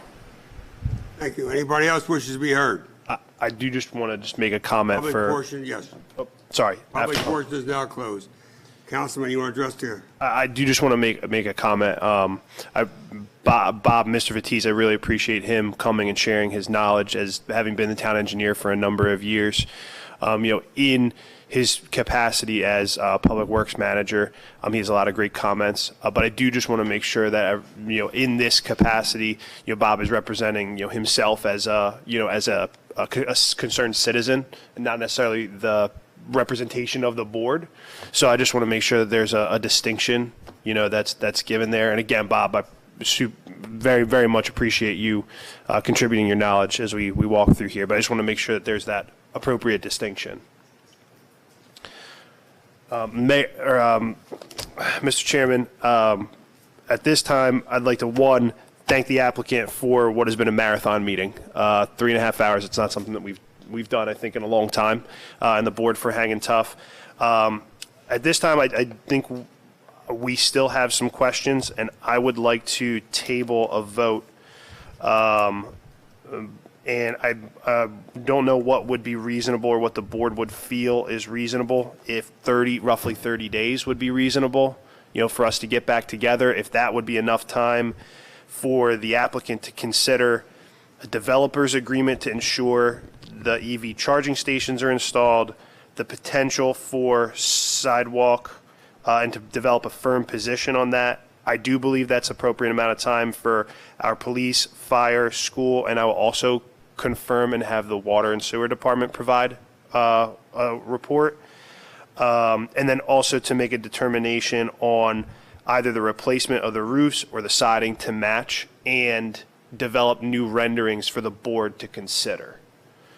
So I think there's some pieces there that need to come into play, and that information needs to get to the board in order to make, an informed decision at that time. So I think 30 days, if we get that information, within 7 to 10 days, that gives 20 days to the applicant, and to our other professionals. I think 20 days, working days, and 10 days for our review seems reasonable. Probably July 20th. July 20, or the second July. So July 6th, was next meeting is July 6th. That wouldn't be within 30. Yeah, I'm thinking I have a July request, 20th. if you don't mind. I'd like a little bit more time. I'm not available on July 20th. I have to be in Gloucester That's fine. City that night. I think- And I think more time we is- need a little bit more time. I'm not sure when we'll get the reports from the other departments, and it's going to take a little bit of time to work through the comments and figure some things out. Can I request, I don't know if you're still holding your meetings, you plan to hold your meetings in August? Certainly. I know it's summer, people take vacation, but if we could pick maybe your first date in August 3rd. August that- 3rd is our first date, and I can amend my motion to August 3rd. That works for everybody? And would that be with an announcement tonight of that date so that no new notice is required? Yes, that'd be correct, and I'd be amenable to that. So I'd make that motion for someone to put on the floor to second. Second the motion. Just two suggestions. One thing you might want to consider for the roofs on the gables is maybe put metal on the existing buildings, so it'll sort of, you don't have to really worry about the roofs. It'll give it a contrast and may make it look a little more pleasing. And I strongly suggest that you look at the pedestrian access out to Commerce Way. The town is making a big push for the park on 11th Street. We made the last applicant come here, put curb and sidewalk in, going to that Commerce Way area. So I think it's safe to say that we really want to see some kind of pedestrian access to Commerce Way. One person, that's it. I can't speak for the board. Thank you.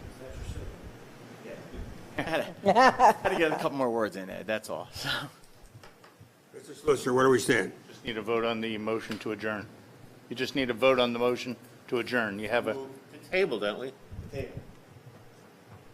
Table the application until Yes. August Yeah. 1st, Yes. correct? yes. Yeah, and Jonathan proposed the motion that was seconded? Yep. You just Okay. need to vote on it. Right. All right, vote, please. Roll call. Thank you. You can vote on it by acclamation. You don't have to. Everybody in favor of that? Aye. Anybody objected? August 1st it is. August 3rd. 3rd. Pardon me? August 3rd. 3rd is 3rd? I'm Yep. sorry. Okay. Right. I'd like to thank all the professionals. You did a wonderful job tonight. It was a very difficult evening, but we made it through, so thank you very much, and it was a pleasure, all right? Thank you. Anybody else have anything for the minute? Been in bed for a Last while. word. Nobody's last word? The meeting is adjourned. Thank you. Stuff can stay.